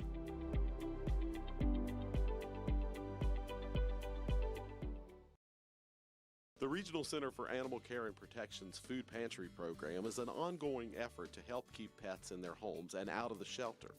You can help by donating the following items: canned cat and dog food, dry cat and dog food, cat litter and toys to the RCACP Food Pantry. To participate in the program, visit rcacp.org or come by 1510 Baldwin Avenue, Northeast Roanoke to get more information. Your donation can help a dog or cat stay in their home.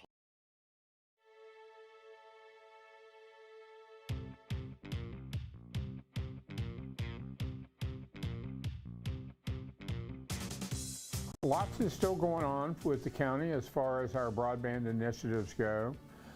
We've actually got a new webpage that people can see on our county website. There's a link to it that tells you what we've done, what's in progress, and what our future plans are, complete with an interactive map that you can look at and drill down to the addresses of the areas that we've been working on.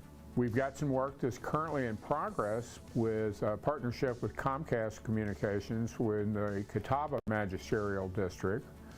And then we've got some upcoming projects that we have partnered with Cox Communication in the Windsor Hills and the Cave Spring and the Catawba Magisterial Districts that will be starting sometime this summer. We've learned a lot about broadband installation since this began, and our newest lesson was the permitting process prior to construction beginning. So some of that is regular business as usual, but it is a time-consuming part that internet providers have to go through before they can begin work in your neighborhood. We are beginning to work this summer to develop a countywide strategic plan for the, broadband so that we have internet available to everyone that wants it. I would like to see an entire survey done of the whole county, and that was not done last time. is that was really done. Now, it was done in 2 phases. It was our best guess of the areas that were lacking, either in high speed or any internet at all. And then as the second part of that, we sent a survey home with all the students in Roanoke County Public Schools.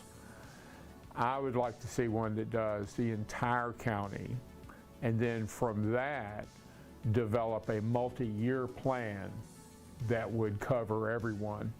And then from there, I'd like to update our GIS maps to have a more accurate reflection of who has internet and who doesn't. I have high hopes that we are going to be able to leverage American Rescue Act dollars that will be coming soon, I believe, to all the municipalities. But what we're waiting on ahead of that is the instructions on what the money can be spent on. As far as technology goes, you never know what the future will bring. There's been a lot of work with power companies and some pilot projects going on elsewhere in Virginia right now to bring fiber to the home using the electrical grid.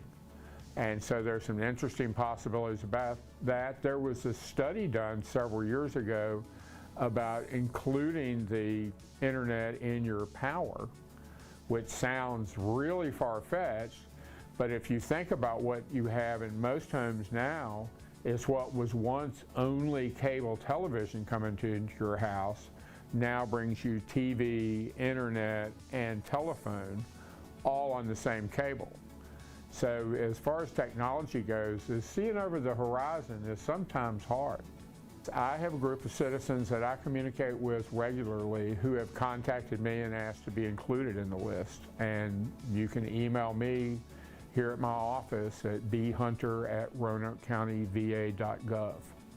I think the biggest thing people need to know is this is a top priority to the County Board of Supervisors. Getting people internet, and as I've told you when we've met before, I was completely unaware, and there was a lot of board members that were also completely unaware that this issue was as big as it was in the County of Roanoke. And thanks to the citizens contacting us, we've identified the problem and we're now working on it.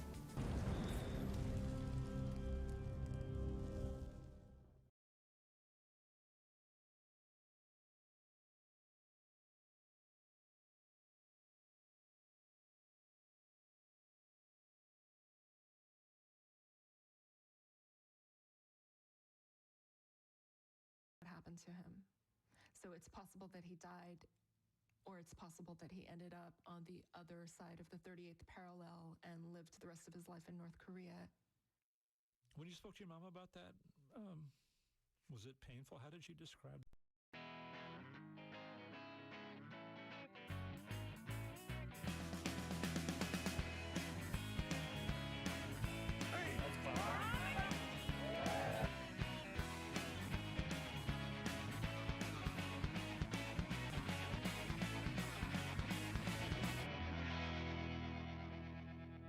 Welcome to Biz Roanoke. Today we are with Brad Timothy, who is the managing partner of Lead Point Digital in downtown Roanoke, just off the Innovation Corridor.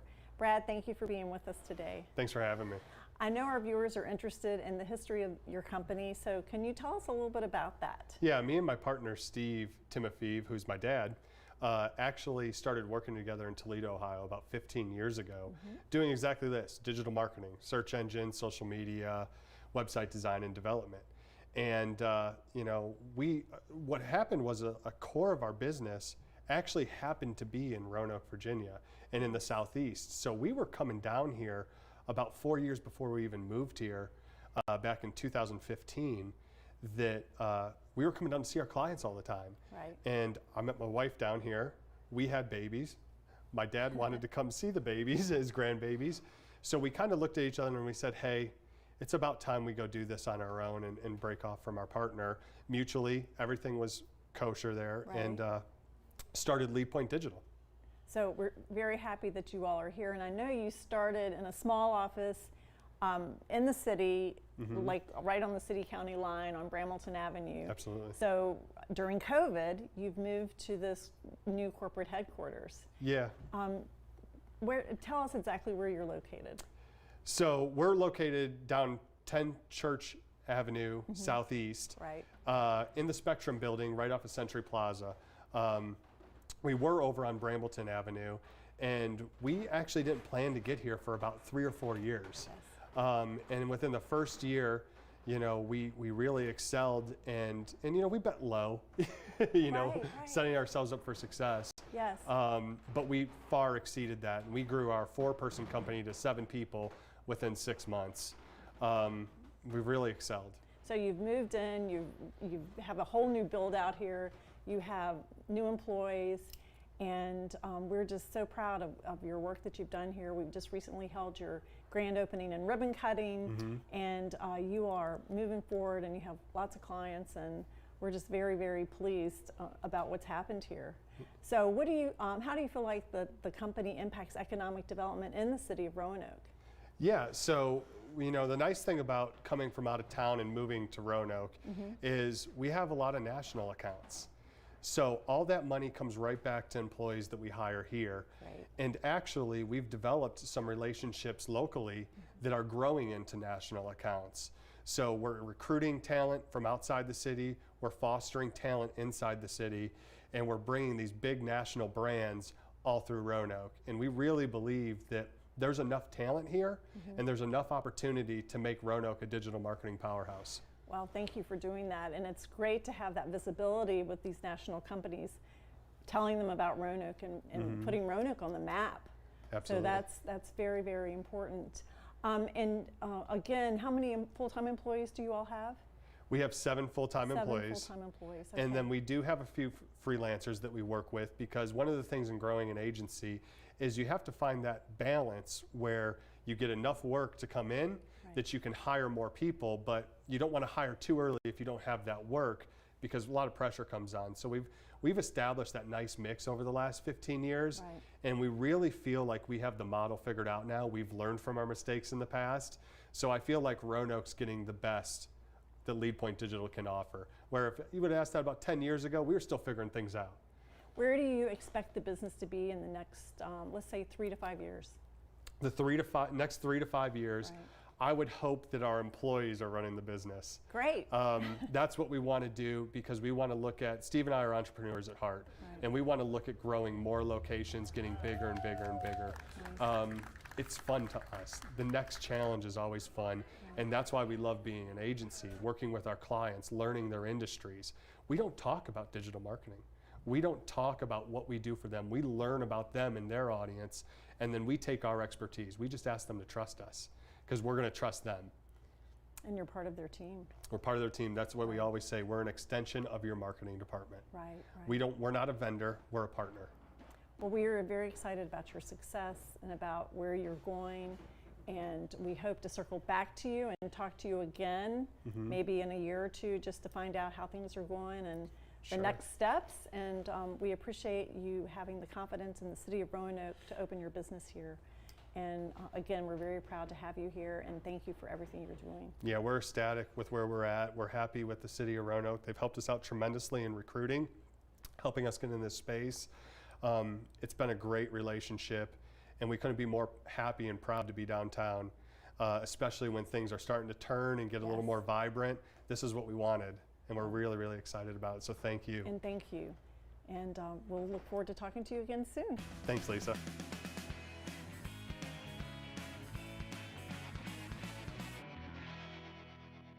Thank you for joining us. If you have additional questions regarding LeadPoint Digital, you can give me a call at the City of Roanoke Department of Economic Development. You can reach me by email at lisa.soltis@roanokeva.gov or by telephone at 540-853-1694. Thank you.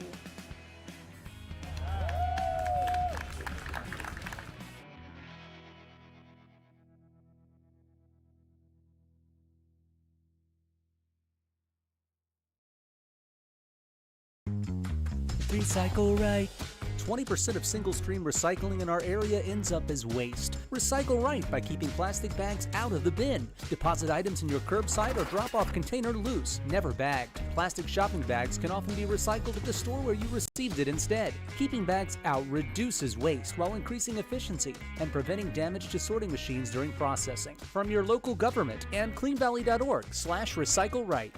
Reducing waste, the future's bright. Recycle right.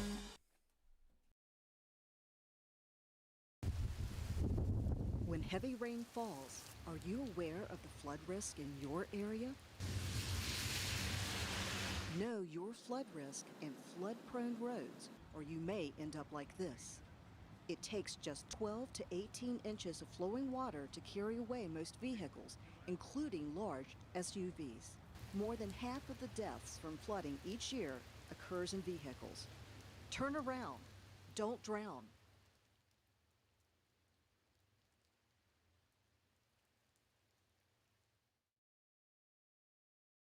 Finally, we're speaking with Clay Skelton, president of Origo Safe Driver, to talk about his partnership with Geotab and development of his new product designed to keep fleet services drivers safe. Hi, I'm Clay Skelton. I'm president of Origo Safe Driver. We're a Roanoke, Virginia-based cell phone safety technology company.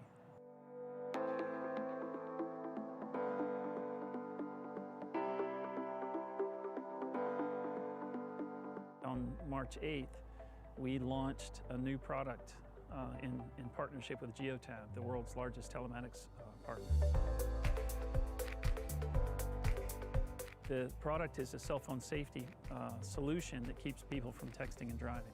I'm Matt Sheffer. I'm Director of Business Development with Origo Safe Driver. So what it's doing is giving us access to their whole database of Geotab users, and it's strengthening our value proposition, which is fantastic. And we are just thrilled to be partnered with Geotab for the future.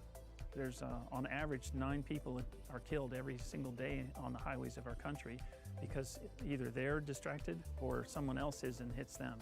The amount of property damage that's related to distraction is over $175 billion a year in this country. Cell phone safety is not specific to an industry or a type of driver or a type of vehicle. You know, our product handles any type of driver, any type of vehicle, and it's the primary market is any large fleet of drivers of company-owned vehicles. So here's the ready to drive screen, and you'll notice once we start rolling, it'll change from ready to drive to driving. And what that does is prevents you from manipulating the screen of your phone while you're in motion. If you need to make an emergency call, you can, but you can only dial 911. Our product allows fleets to protect their brand, their image, their drivers, and also protect their investment of their vehicles. Whenever a crash occurs, they experience downtime. They've got to fix vehicles. They're missing if they're a landscaping company, they have one less vehicle on the road, which means they're doing less jobs. So it affects their bottom line, and we're able to reduce crashes, which in return protects their bottom line.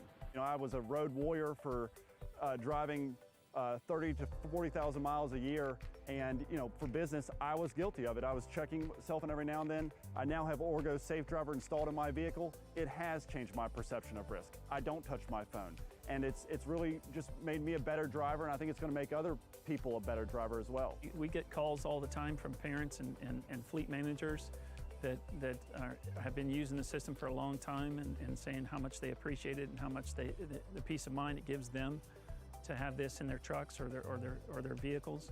So it, you know, over time, I think we save lives every day, and we've been doing it for years. You can learn more about Origo Safe Driver and their products at origosafedriver.com.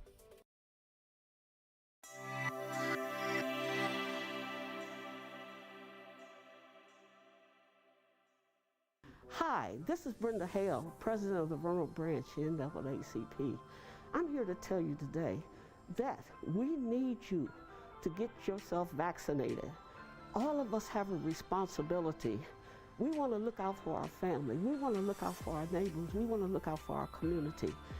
Get your vaccination when your time is due. There is no reason for you not to have the vaccination. The vaccination is safe. And bear in mind that it does not hurt. I did not even feel the needle. So we need you to do your part. Come out and take your vaccination. We have to dispel all of the crazy myths that's going around. We need everybody to do their part. And you can do your part by getting vaccinated as soon as you can. Thank you, and I'm looking forward to you telling me I did it because you said go get it done. Have a blessed day.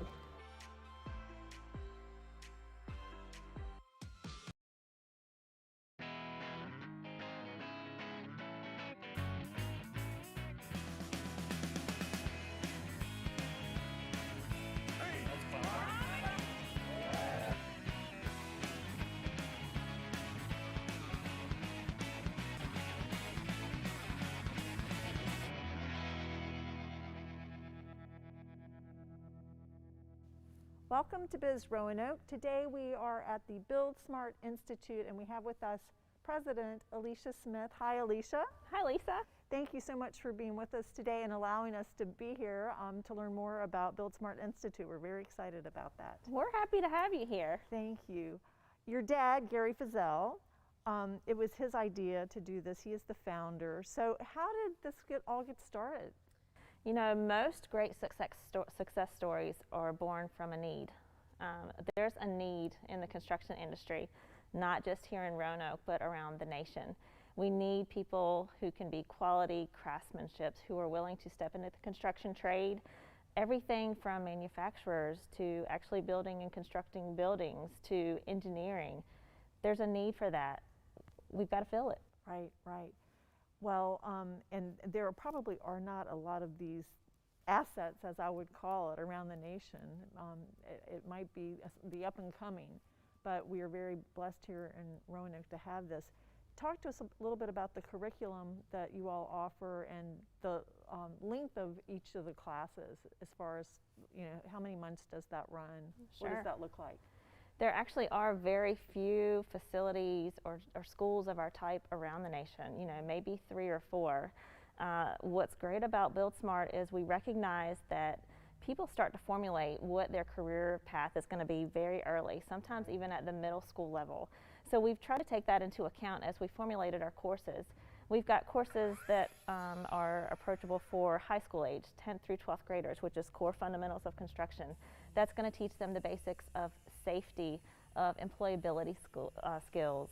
You know, they get to do some framing, some drywall, and are introduced to all the various entry levels and facets of construction. But then we've got programs that are for adult level. Folks can take construction technology, you know, if they want to go into the remodeling field or even want to do things around their home. That's about it's an $1,800 course. And it's something that lasts, there's different ways to approach it, whether it's 1 night a week or 2 days a week. So it could be a normal semester from January to May. It could be more than that, it could be less. We're really fluid here. We can adjust to the needs of people. So we have an opportunity. If you have something that works for you, let us know, and there's probably other people that it would work for too. Exactly, exactly. So you can customize basically anything. We can, and we work with a lot of local companies that are in the construction industry, from electrical to light gauge steel framing. We put together crew leadership programs, apprenticeship programs, mentorship programs. So we can really, you tell us what your need is, and we can provide the curriculum for it. That's excellent, that's excellent. When did you all open the Build Smart Institute? We had a soft open in August. We had originally planned to start in June. COVID, permitting, you know, obstacles came in our way. So soft opening in August, then we had our grand opening in October. But we've had students in our facility since August. That's fantastic, that's great. What are some activities you all have upcoming, and what is the summer, you know, summer's going to be here before we know it. What does that look like at Build Smart Institute? Absolutely. So we have classes launching in just a couple weeks. We have the high school, which is core fundamentals of construction. We also have Electrical 101, folks wanting to get into the electrical industry. We have project management for folks that are already in the construction industry and want that additional advancement opportunity. And we have construction technology. Again, that's for an overall remodeling type program. And that is a 4-part course. So it's 4 semesters for that particular course. For the summer, we are looking at programs for elementary age students. We've had so many people reach out and say, you know, my grandchildren or my children would love this. We had planned to have summer courses this past summer, but obviously that got sidetracked Right, with everything exactly. going on. So we are super excited this year to offer probably as young as 10 years old, 10 to 12. We'll have different weeks for different age groups so that we can customize it according to their abilities and make sure we can do everything safely. But we're excited about those summer courses. So 2021 will be a better year. Yes. Yes, indeed. Yes, indeed. Is there anything else you would like for our viewers to know about Build Smart Institute? Absolutely. We've got opportunities, if funding is an issue, we have some resources available. Excellent. Through the Elevate program, people can get part of their tuition, help with that. We've also got a Build You scholarship. So folks can apply for that scholarship to have, and that's for both students or adults. The other opportunity is just letting all of our local construction industry companies and partners know, invest in that Build You scholarship. We're helping provide for your future as well. So, we want to partner with everybody from the students to the local construction companies. We want to be able to place people in lucrative positions when they finish their courses. Right. And oftentimes our viewers want to know the impact of whomever we're talking to and the entity that we're talking about, how that impacts economic development. And this is an easy answer, but you might want to explain that a little bit to Absolutely. Generally, construction leads the way in economic development. There's so much that goes into it. It's not simply the folks that are on site building the buildings or doing the renovations.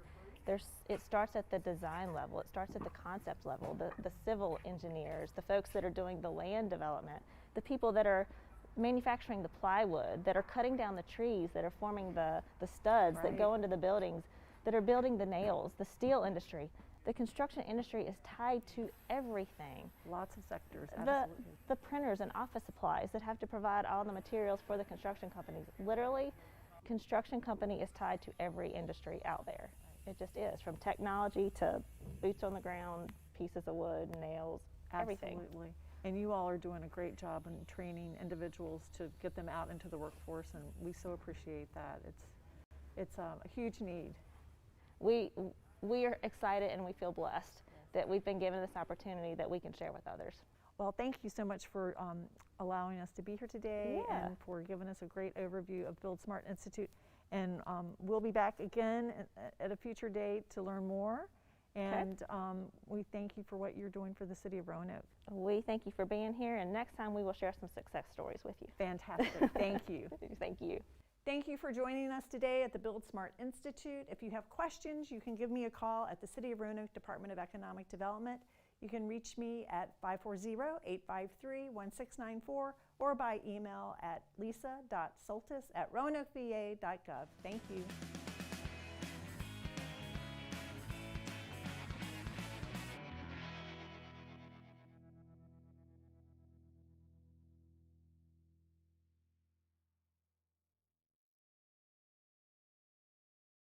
On the front line of the COVID crisis, the Delta variant has been relentless. High patient volumes have led to delays in patient care and even diversions of our ambulances to other hospitals. Our community's been provided with free, effective tools to fight this virus. Now we're asking you to do your part. Do your part. If you have a non-life-threatening illness or injury, please see your primary care doctor or urgent care instead of the emergency room. Get vaccinated. More than 85% of those filling our hospitals are not. When in doubt, wear a mask. Help us defend the front lines together.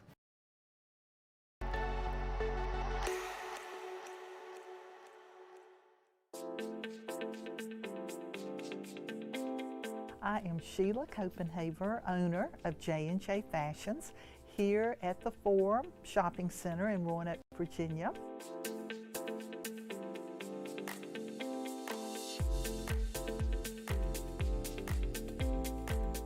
J&J Fashions is very unique in that I handpick all of our merchandise when I go to market in Atlanta, New York, Dallas. Clothing is an investment, and we carry things that you don't see in a 100-mile radius. And we have a lot of customers that come to shop with us for that very reason. All of our ladies that work here are personal shoppers. We have customers that call to make an appointment, and we have the clothing ready for them. We also mail all over the United States. We are online and we ship out every day, and we also get merchandise every day. We try very hard to buy made in the USA. When I go to market, I buy accessories and jewelry to match the clothing, so you don't have to go elsewhere to buy that. We also carry a line Brighton. We are exclusive with them in the Roanoke Valley. Our slogan is, "We're in the know from head to toe." Our customers range from anywhere from 21 to 95. We carry sizes 0 through 3X. We also carry petites. We are unique in that we do free alterations on regular price merchandise. We also do free gift wrapping. And around the holidays, we have a lot of gentlemen that shop with us. They come in with their lists. We also do wish lists. If ladies want to pick out what they'd like for Christmas, we call their husband or whoever is shopping for them, and we have a lovely gift wrap for them free when they come in. This year, you will see a lot of beautiful coats. They range anywhere from knee length to very long that you would wear with boots. A lot of our coats are reversible, so that gives you 2 coats in one. This year we carry a lot of gloves and scarves to coordinate with the coats, and we really have a lot of color this year, not just black, brown, and gray, but very colorful sweaters at the Forum Shopping Center. This can be your one-stop shopping.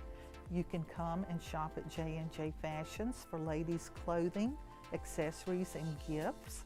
You can go next door to our fur store here at the Forum if you want a beautiful fur coat. You can go to Rainbow and have lunch. We have a jewelry store here, so you can come, eat, shop, get it gift wrapped, and go on your way and get your complete shopping list taken care of here at the Forum Shopping Center on Starkey Road. We feel that it's very important to shop local. That's what keeps us in business. We wouldn't have been in business 53 years if it hadn't been not only our customers, but our friends that shop with us. They really appreciate the customer service, us taking time to pick out that right gift or the right outfit that they want to wear to a special occasion. We are here with the finest quality, the finest ladies to help you shop, and you're going to get a smile and feel better when you leave here than you came in, and that's why we're here. Visit J&J Fashions at the Forum Shopping Center on Starkey Road in Roanoke County, or visit jnjfashions.com.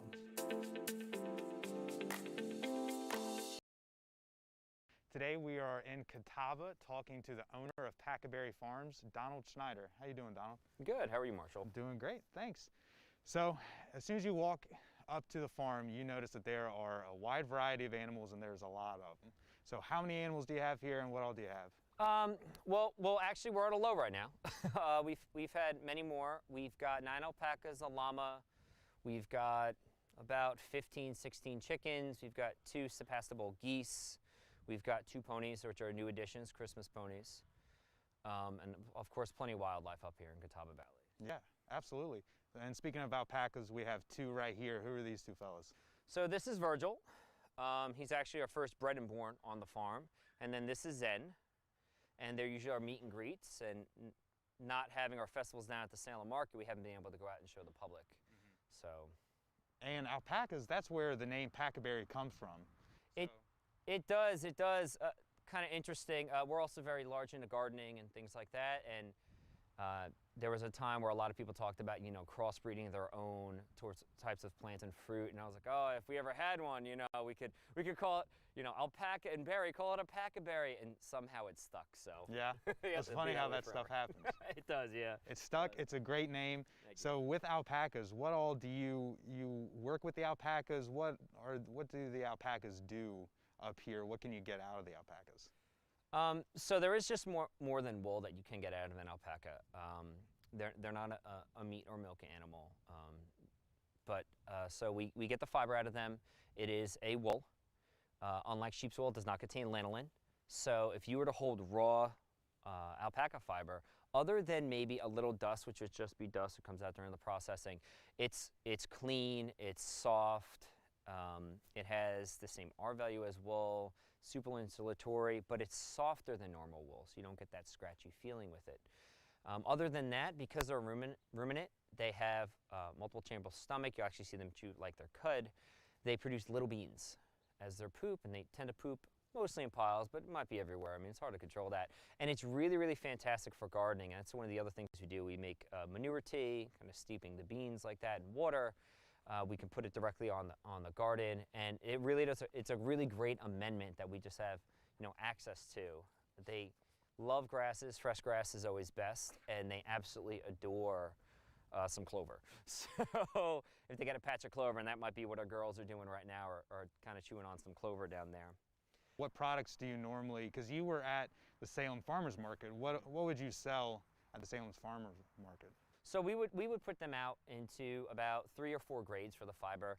Across the back is your blanket, and that's your best, and that's what you're going to want up against your skin, but not like socks, interestingly enough. You can have them as mittens, scarves, hats, things like that, a sweater. And then you get into the neck and maybe the hip and the rump, and you're going to have more.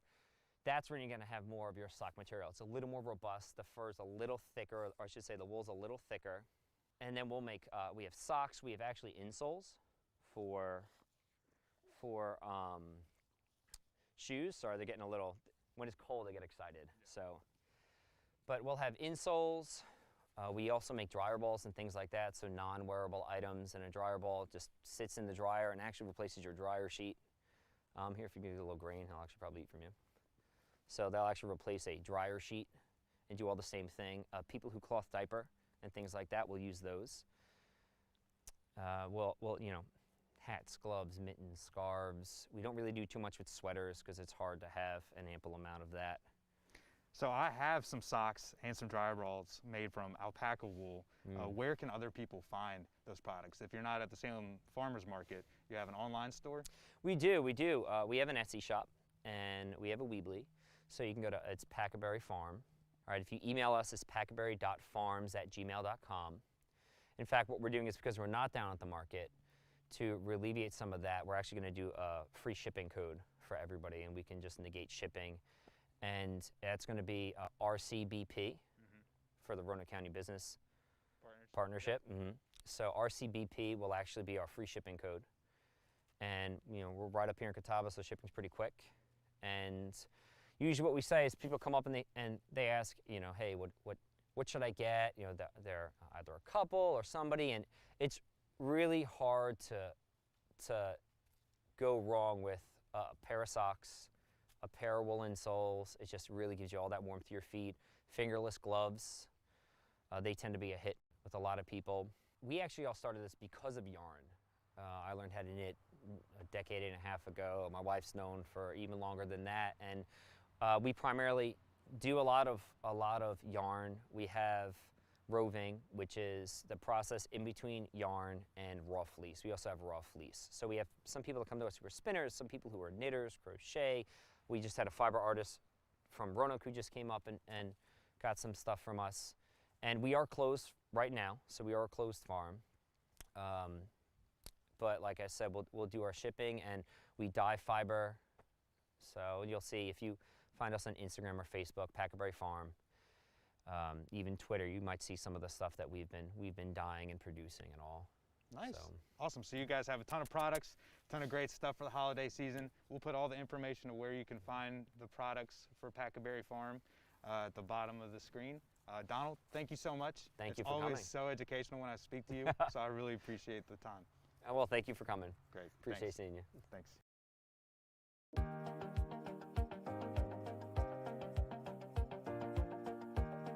The Greater Williamson Road Area Business Association is an association that's been around for about 40 years, and our goal and our objective is to support the greater businesses all up and down the road on the city and the county side. The ribbon cutting was huge for us. We were celebrating our 40th birthday, and we were also celebrating our new home. We are now located right back on Williamson Road where we want to be, 5411 Williamson Road to be exact, literally where the city and the county come together. We want to be here to support, grow, and excite businesses all up and down the road. We are here for them, whether they have big questions, small questions, big issues, small issues. We just want to make it all happen and welcoming for everyone. To learn more about the Greater Williamson Road Area Business Association, visit www.williamsonroad.org.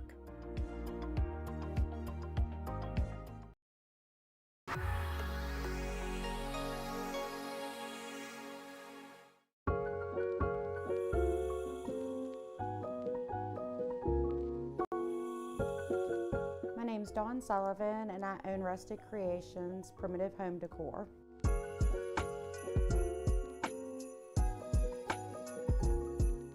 I have Amish primitive furniture, valances, placemats, candles, home decor, any kind of piece of Amish furniture you'd like, we can get in and order. We offer a wide variety of all kinds of knickknacks for your home. Another favorite item for people is the Crossroads candles. They're a great candle, they're a great gift to give if a co-worker or a friend. You know, they burn evenly and smooth, and they're great for gifts. I've always had a creative side to me. I've always done wooden signs, make ornaments, wreaths, anything like that. So it was just kind of something that I come up with to fit in with all the primitive decor. Most of our items come from Lancaster, Pennsylvania. We deal with the Amish families up there. I have 4 different families that we go directly to their farms and deal with. And then we have some other wholesale primitive warehouses that we do. I offer custom-made wreaths, we do personalized ornaments, we do personalized shirts. All of our items here are unique. No piece is exactly the same, so it's one of a kind. Shopping local, it helps in the community. It don't go to a big corporate office, it stays within us. So I feel like shopping local, small business, it helps for us to grow. I have a client now, they moved to Georgia and they can't find primitive items, they said. So I ship them. So I do shipping, you know, and stuff. If you see something on Facebook and you like it, send me a message and we'll ship it to you. Doing business in Vinton, I love. It has been a total blessing for us to move here. Each business stands beside you. They help support you. The direct contact with my customers and being close and being able to say, you know, this is what I feel like would be good for you. Or I've had customers come in and they'll show me pictures of their kitchen or living room and they'll say, what can you help me with this? And I'll be able to take them around the store and say, you know, if you put this here and added a little bit of color to this, or, you know, and it kind of gives them ideas where I don't feel like you get that from the bigger stores. So I feel like I'm able to help my customers a lot with that, with home decorated. At Christmas time, the church here on the corner, they do a window contest and door contest. And last year we took first place for the window contest. Hopefully, fingers crossed, this year we will too. If you're looking for that unique, different gift that you're not going to find in a regular store somewhere, this is where you need to come shop because everything's unique. Most everything's handmade or Amish made, like I said, and it's unique. It's a gift that I think people would cherish for a long time because it is handmade. Visit Rustic Creations, 107 East Lee Avenue in Vinton. Open Tuesday through Friday, 10 a.m. to 6 p.m. and Saturdays, 10 a.m. to 2 p.m. Or visit them online at rusticcreationsvinton.com.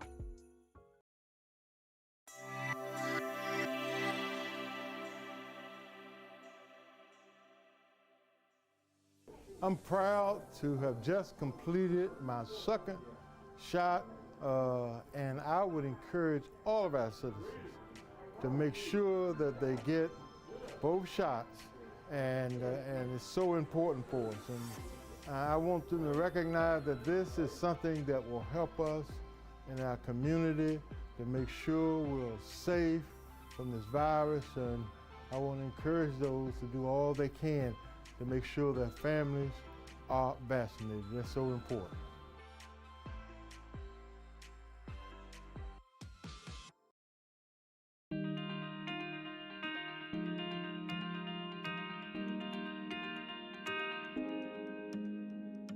My name is Megan Palmer. I am the General Manager of Pavement Stencil Company, and I have been here for almost 11 years.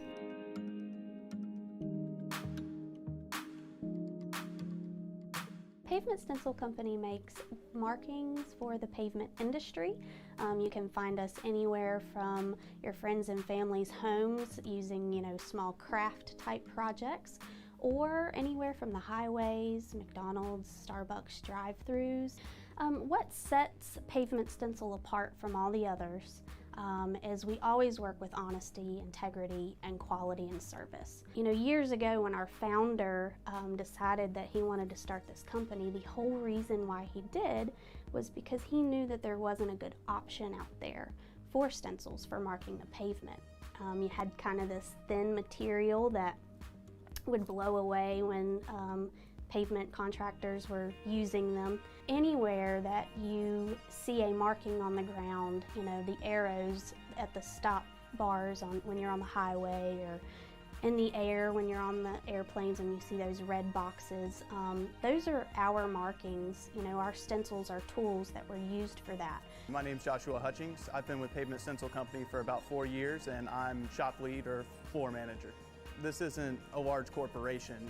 Everyone here is paying attention, and everyone here cares, and not only does that ensure a reliable or consistent product, but it makes it a great place to work as well. And in the industry, we are set apart because we use a specific resin on our material. It's a proprietary orthopedic grade material cut to a thickness of 1/10 of an inch. Working here for 4 years, I've handled a lot of different materials, customer requests and things of that nature, and it is a superior product. I mean, you roll it into a box to ship it anywhere across the country, and you take it out of that box and it lays flatter, quicker, and more uniformly than the other stuff that I've handled. We have a patent now on what we call infinity stencils, and they're primarily for airports and FAA specifications, but all the bridging is done with steel cable, and it's fastened together. And so this doesn't sound like a lot, but there can't be any dead space in these airport markings, so it saves the crews and the guys out there a lot of time and a lot of energy. We're super grateful for Roanoke County for putting us together with the economic gardening program.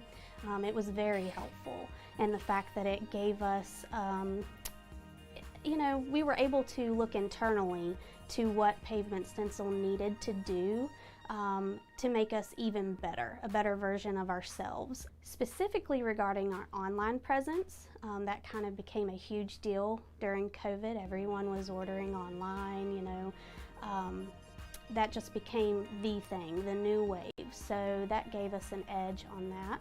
And we were able to take everything from the research team that we learned and add it to our already, full belt of customer service, and kind of propel us into the future. So we are very, very grateful.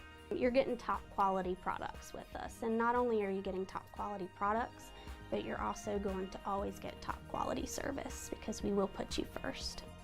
For more information about Pavement Stencil Company, visit pavementstencil.com or give them a call at 800-250-5547.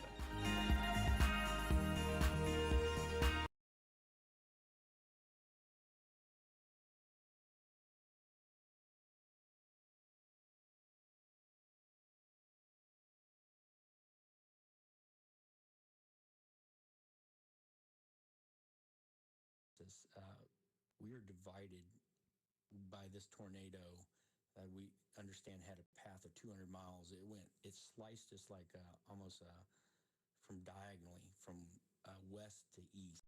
On the front line of the COVID crisis, the Delta variant has been relentless. High patient volumes have led to delays in patient care and even diversions of our ambulances to other hospitals. Our community's been provided with free, effective tools to fight this virus. Now we're asking you to do your part. Do your part. If you have a non-life-threatening illness or injury, please see your primary care doctor or urgent care instead of the emergency room. Get vaccinated. More than 85% of those filling our hospitals are not. When in doubt, wear a mask. Help us defend the front lines together. Together. Together.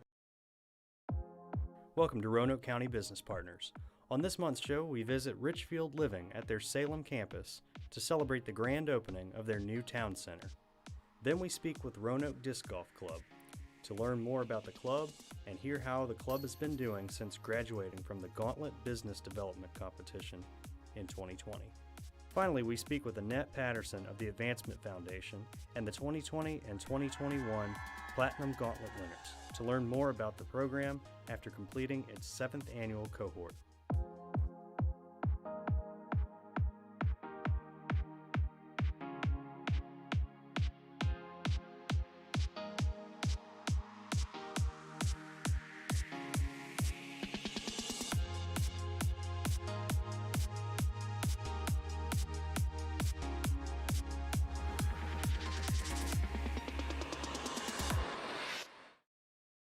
We're speaking with Cherie Grisseau, CEO of Richfield Living, to learn more about the new town center and other updates to the Richfield Living Salem campus.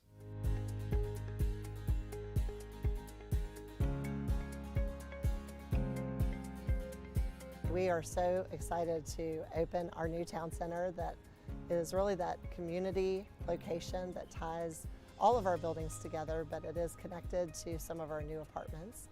So this project also has 140 new apartments being added to our campus. 76 of those have already been completed with the 28 villas and the 48 lake retreats. 64 will be built in the next year and then open in January 2023. So the community town center, though, includes a lot of spaces that this community hasn't had in the past. So we have a very large community room that is also going to be a chapel space, but we also have a couple of dining venues, wellness studio, salon, and just wonderful spaces that our residents can gather and just spend time together. In addition to doing the ribbon cutting for the town hall, we're also announcing that we have been in a quiet phase of a capital campaign.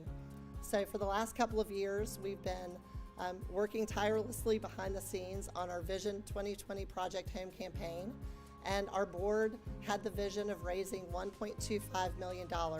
I'm proud to say now that we've raised $1.15 million as we announce this campaign. We still have a little ways to go, so we're very, very proud of that. So by 2018, we had the concept. 2019, we broke ground, and then we're blessed to open this building, the town center, in January of 2021, the first building in April of 2020, and then these apartments, the 48 lake retreats, in January 2021 also. Richfield has continued their vision and legacy of an institution that was created by and for the Roanoke County citizens. In fact, the Roanoke County Board of Supervisors was a partner in the early development of Richfield when the Roanoke Public Health Association was turned over to operate a nursing home called Mercy Home. Our relationship with Richfield has resulted in the county supporting numerous expansions through Economic Development Authority and the issuance of bonds to support growth over the years. I would like to personally thank the members of the Economic Development Authority who have worked so diligently with county administration, the Board of Supervisors, and Richfield to support this innovative new project. Longtime board member and chair Stuart Bruce, he and his wife Mary Lou made a significant contribution to dedicate the atrium of our new town center to Harvey and Muriel Bredlow, their family members. And so it's just wonderful to see that actually come to life. So we actually had a resident, a quiet, humble man, Mr. Charles Hall Jr., who moved into Knollwood, one of our independent living apartments, back in September of 1988 with his bride, Wanda. He did pass away in 2019, and as he passed, he left a contribution of $1 million to our chaplaincy programs here at Richfield. And so that $1 million contribution has been used to make this wonderful community room that we were able to add into the town hall, a chapel. We were able to restore things like the stained glass that was in our original chapel, but also so many other wonderful chapel-like amenities in that space that we wouldn't have been able to do with our own financing. So we are very, very grateful for that. I joined Richfield Living in 2015 when it was really just a thought. And so to get to be a part of something this big, I mean, I personally will never probably handle a project of this scope and magnitude. Adding 140 new apartments at one time in a community space like this is just a lot to tackle, and most organizations don't do that much. but we really did see the demand in our community and have a strong passion for making sure that seniors have the amenities and the services that they deserve as they go into retirement living. So it was really, really important. I've actually had family members live in this community. I had an aunt who lived here for over 25 years, and so she did pass before the completion of this project, but I know that she's definitely looking down and very, very proud of what we've created here. So knowing those types of needs and what the seniors deserve was really a big part of what drove my passion every day to getting through this project, even though it was tough. Count of three. 1, 2, 3. Yeah.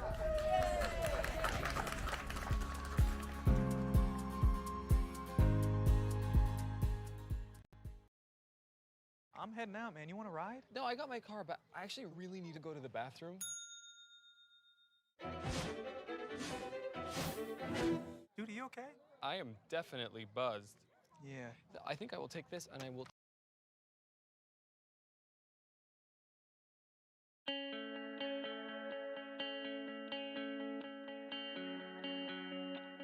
Other folks on our board today who don't live in this area, like Jason and I, got to see what actually is going on firsthand.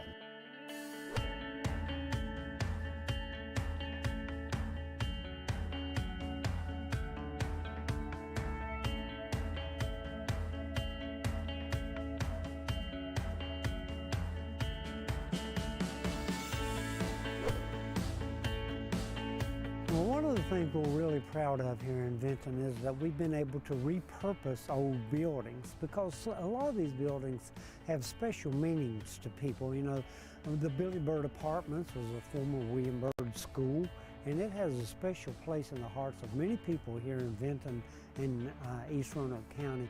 So it's very exciting to see those buildings return to service in our community. These projects take a long time to implement, from start to finish, at least 5 years each project. So to see them happening all at once now is tremendous. It's a great time to be in Vinton.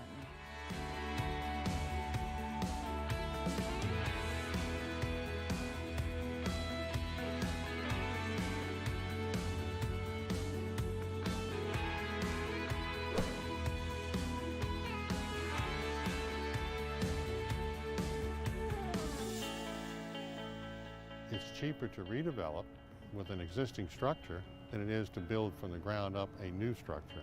And so it's a win-win for everyone involved when that happens.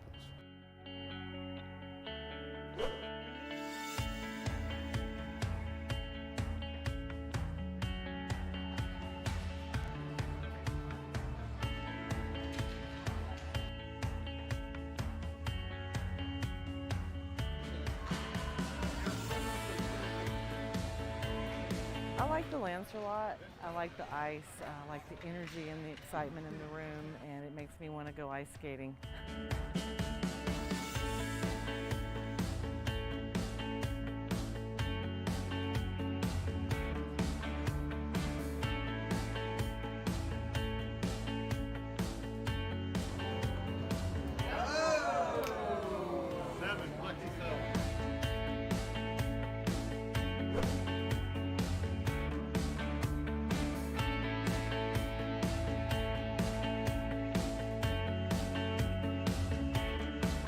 I'd never been inside Vinton Motors before from Vineyard Station. I mean, I've been by it 1,000 times, but never been in it. So that kind of impressed me with the space that was in there and the parking.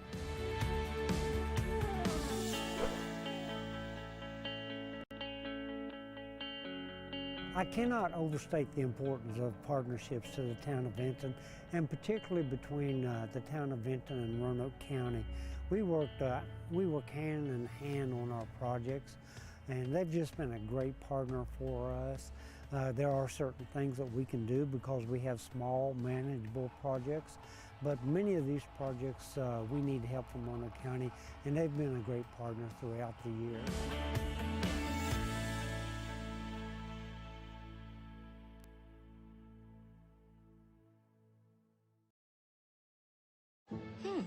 Maybe you can make retirement happen. After After all, you made this vacation happen. Double points with every purchase? Cleverly merging promotions. Love it. Cross-referencing travel sites. And booking all your flights with those... Vouchers. I got us bumped. They were like, oh. But now they're like... Aloha. You aced this vacation. Now get the tips you need to get on track at 8.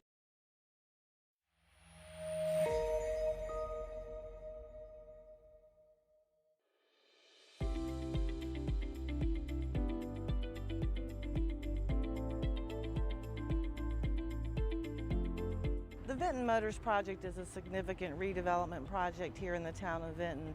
Located at the cornerstone of the downtown business district of Vinton, this project is significant for a lot of reasons. This was a former car dealership of Vinton Motors, operated continuously for over 70 years in the town. And during the recession of the late 2000s, the dealership closed. And so it sat vacant for about 10 years. The town and the county reached out to the owner to engage their interest of redeveloping the site. We recruited a developer who had interest in developing some commercial retail space in the town. And so we branded it as Vineyard Station, and it's over 12,000 square feet of leasable space. Well, we are the developer of Vineyard Station. This is a project that's been coming on for a number of years. This is the confluence of many good factors. This is good leadership at the government level. This is a good market for what we want to do, and the timing was very good. This is a public-private partnership between the town and the county, and it's significant for a lot of reasons in that we are partnering to make these projects happen. This is one of 6 projects that we have done over the last 6 years with the town of Vinton to redevelop and repurpose underutilized properties in the commercial business district of the town. So the county participated in some economic development incentives as well as the town, and we developed the parking space. So we contributed toward the development of the parking infrastructure, the lighting, the aesthetics, the landscapes, and the pedestrian accommodations that connect this parking to the other businesses within the downtown. This project would not have happened without the foresight of the leadership of the Town Council and Roanoke County Board of Supervisors. They look beyond just the economic benefit. They're able to picture a vision of growth and a project that would help transform what the downtown looks like. And it's done that. There's a new hotel going in. There are a number of new restaurants going in. There are existing businesses that are expanding. This project represents over $655,000 in new tax revenue to the town and the county. We're repositioning town properties for economic development. This means creating new tax base, new jobs for the community. And today we're happy to be here to celebrate this success story. Multiple projects, multiple public-private participation results in success for both the town and the county. Right now it has Joe Goodpies as the anchor tenant, and R&D Coffee is coming soon. I'm so excited about working with Quincy, a young guy, actually came from Chicago, that is now has an existing facility on Main Street, and this is an expansion of that business for him. We're excited to be a part of that. It's drawing visitors, it's serving our residents, and it's really become a hub of activity. And once these other additional spaces are actually leased out, it will really start driving, one business will drive business for the others, and really became, hopefully will become a really busy section of our downtown. Vineyard Station was one of the 5 components of the Town of Vinton Business District Revitalization Project, which received a 2021 Virginia Association of Counties Achievement Award. It makes you want to do more, and this is our probably nearly $10 million that having been invested in Vinton by our company. So that's a significant amount of money for me. I think it is for most people. And I think it has been time and effort and money well spent.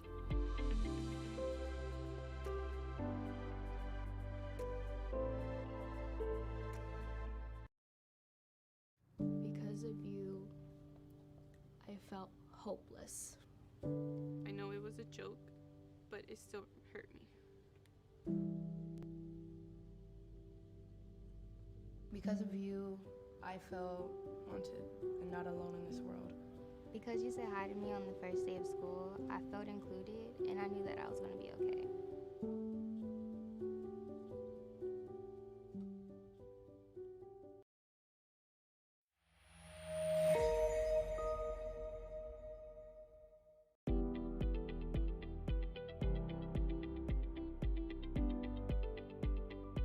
These are one of 2 public input sessions on the Roanoke County Economic Development Work Plan. We wanted to introduce the public to the plan goals and strategies and the types of work program areas that we're going to be focusing on over the next 5 years. And this is an opportunity for the general public to hear about the strategies and recommendations and provide input and feedback. This strategic plan, it will help guide the direction and focus of the Roanoke County's Economic Development Program. And it's going to be a living document, so it's going to be updated as the process goes on, and it's not just going to sit on the shelf and be forgotten about. It's going to align with the county's initiatives and priorities, and it's going to be implemented over the next 5 years using a set of actions that we'll go over later in the slide, but that's going to be the implementation process of it. So this plan addresses entrepreneurship and innovation, manufacturing and new businesses, business development in many different ways, whether it be small business, medium, large businesses.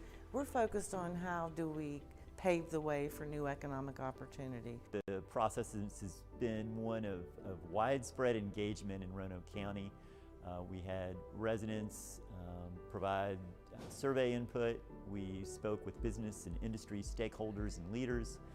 We had focus group discussions. We dove deep into the data about what's happening in the county. It also addresses workforce and pathways to education and CTE, and how do we help employers find workers in the 21st century. So it's becoming more of a challenge.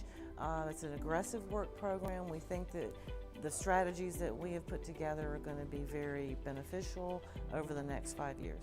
I really think the Roanoke County Economic Development Department should be commended because they're very progressive in thinking about, can we get some outside perspective on developing our strategic work plan. You've seen the 419 plan, the Hollins plan, the Oak Grove plan.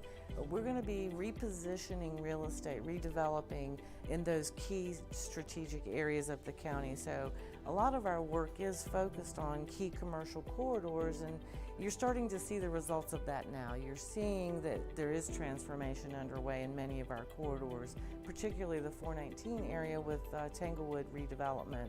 So that's a very strategic key area for us to focus on. I think they are going to feel validated and have the support to know that they went through this very intentional process as they move forward and kind of do their work. And it really reinforces for them that in many ways they're on the right track because some of the goals and recommendations relate to things that they were already doing. But it also helps lift up some of the things that they either weren't doing or didn't have as much of an emphasis on. We are listening, and we do want citizen feedback. We want the public to tell us if they think we're on the right track, or if these are the areas that they would like for us to focus on. What do they think about that? Do they want to see more entrepreneurship and innovation? Do they want us to create smaller spaces for small businesses? Do they want us to develop larger tracts of land and industrial sites? What is it they would like for us to do in our economic development program? Right now and over the last several decades, we've been focused in both areas. We're going to continue more of that in this plan, but we're more strategic with how we're approaching our entrepreneurship and innovation strategy, for example. If you would like to learn more about the Elevate Roanoke County 2026 plan, visit yesroanoke.com and click on the Elevate button on the homepage.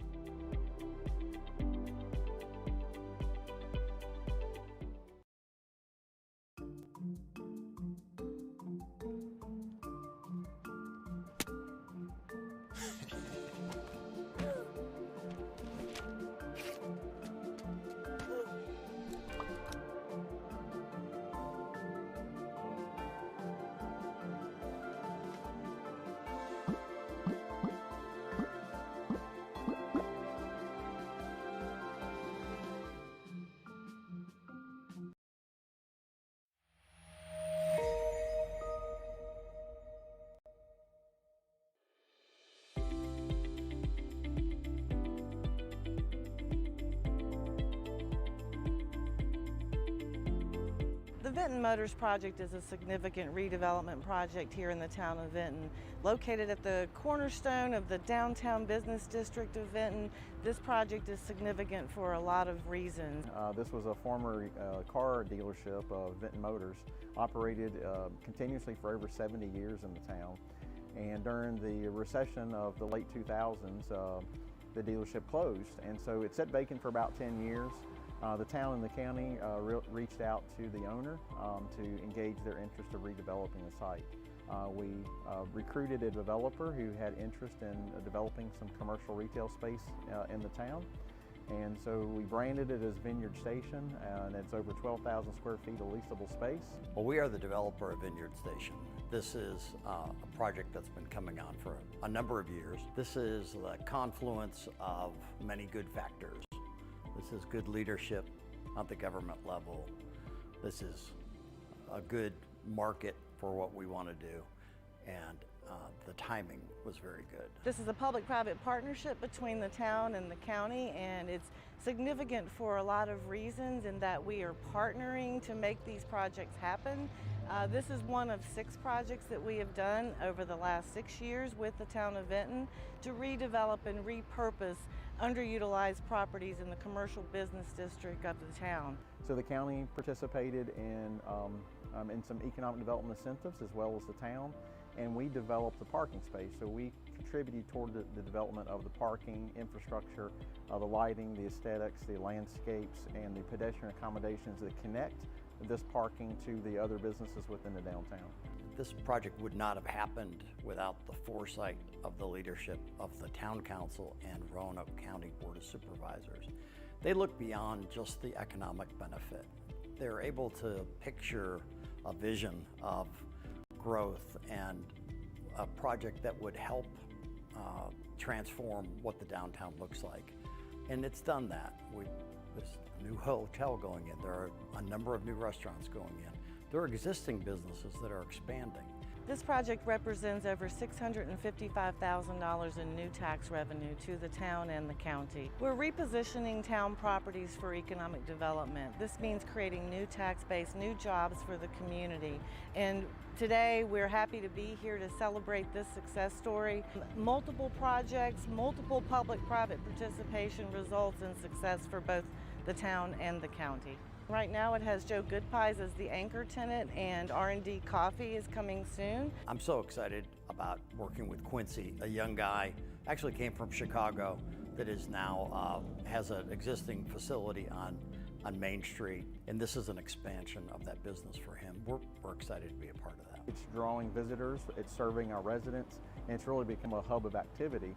And once these other additional spaces are actually leased out, it will really start driving, one business will drive business for the others, and really became, hopefully will become a really busy section of our downtown.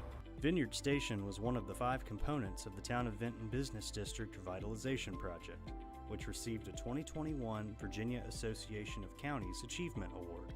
It makes you want to do more, and this is our probably nearly $10 million that having been invested in Vinton by our company.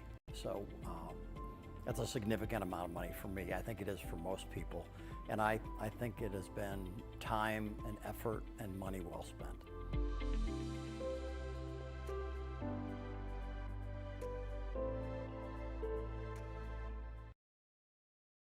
Because of you, I felt hopeless. I know it was a joke, but it still hurt me. Because of you, I felt wanted and not alone in this world. Because you said hi to me on the first day of school, I felt included, and I knew that I was going to be okay.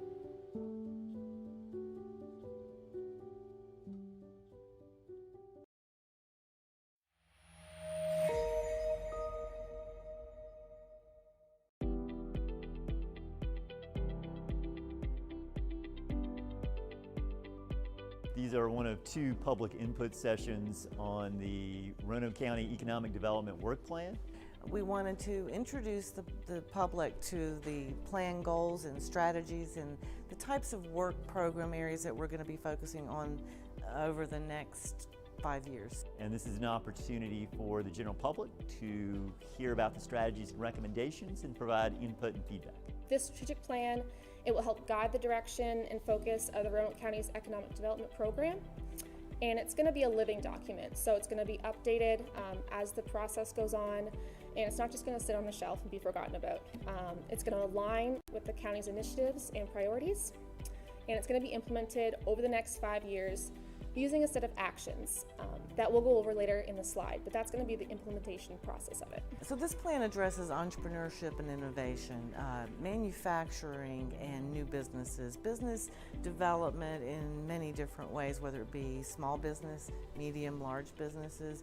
We're focused on how do we pave the way for new economic opportunity. The process has been one of widespread engagement in Roanoke County. We had residents provide survey input. We spoke with business and industry stakeholders and leaders. We had focus group discussions. We dove deep into the data about what's happening in the county. It also addresses workforce and pathways to education and CTE, and how do we help employers find workers in the 21st century. So it's becoming more of a challenge. It's an aggressive work program. We think that the strategies that we have put together are going to be very beneficial over the next 5 years.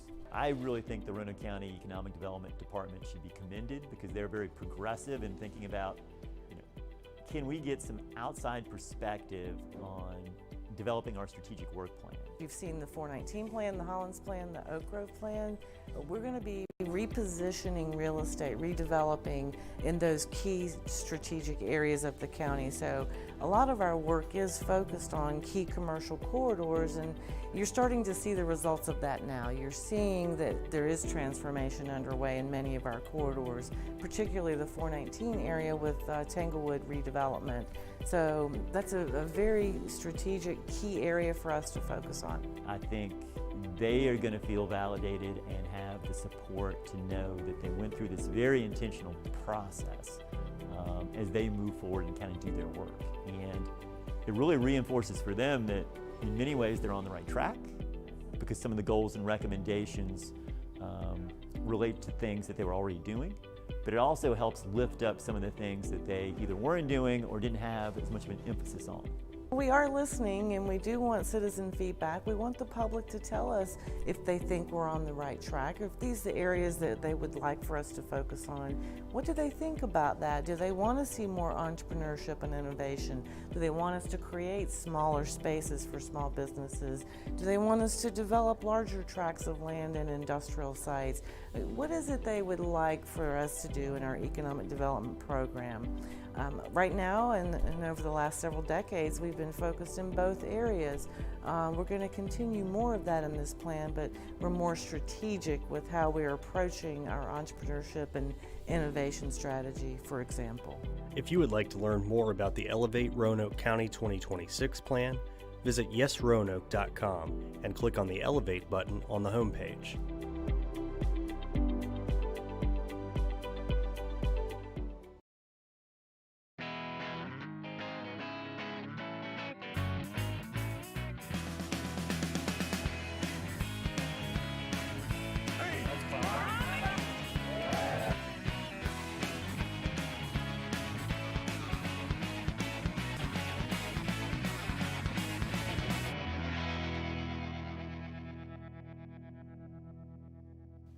Welcome to Biz Roanoke. Today we are at the Build Smart Institute, and we have with us President Alicia Smith. Hi, Alicia. Hi, Lisa. Thank you so much for being with us today.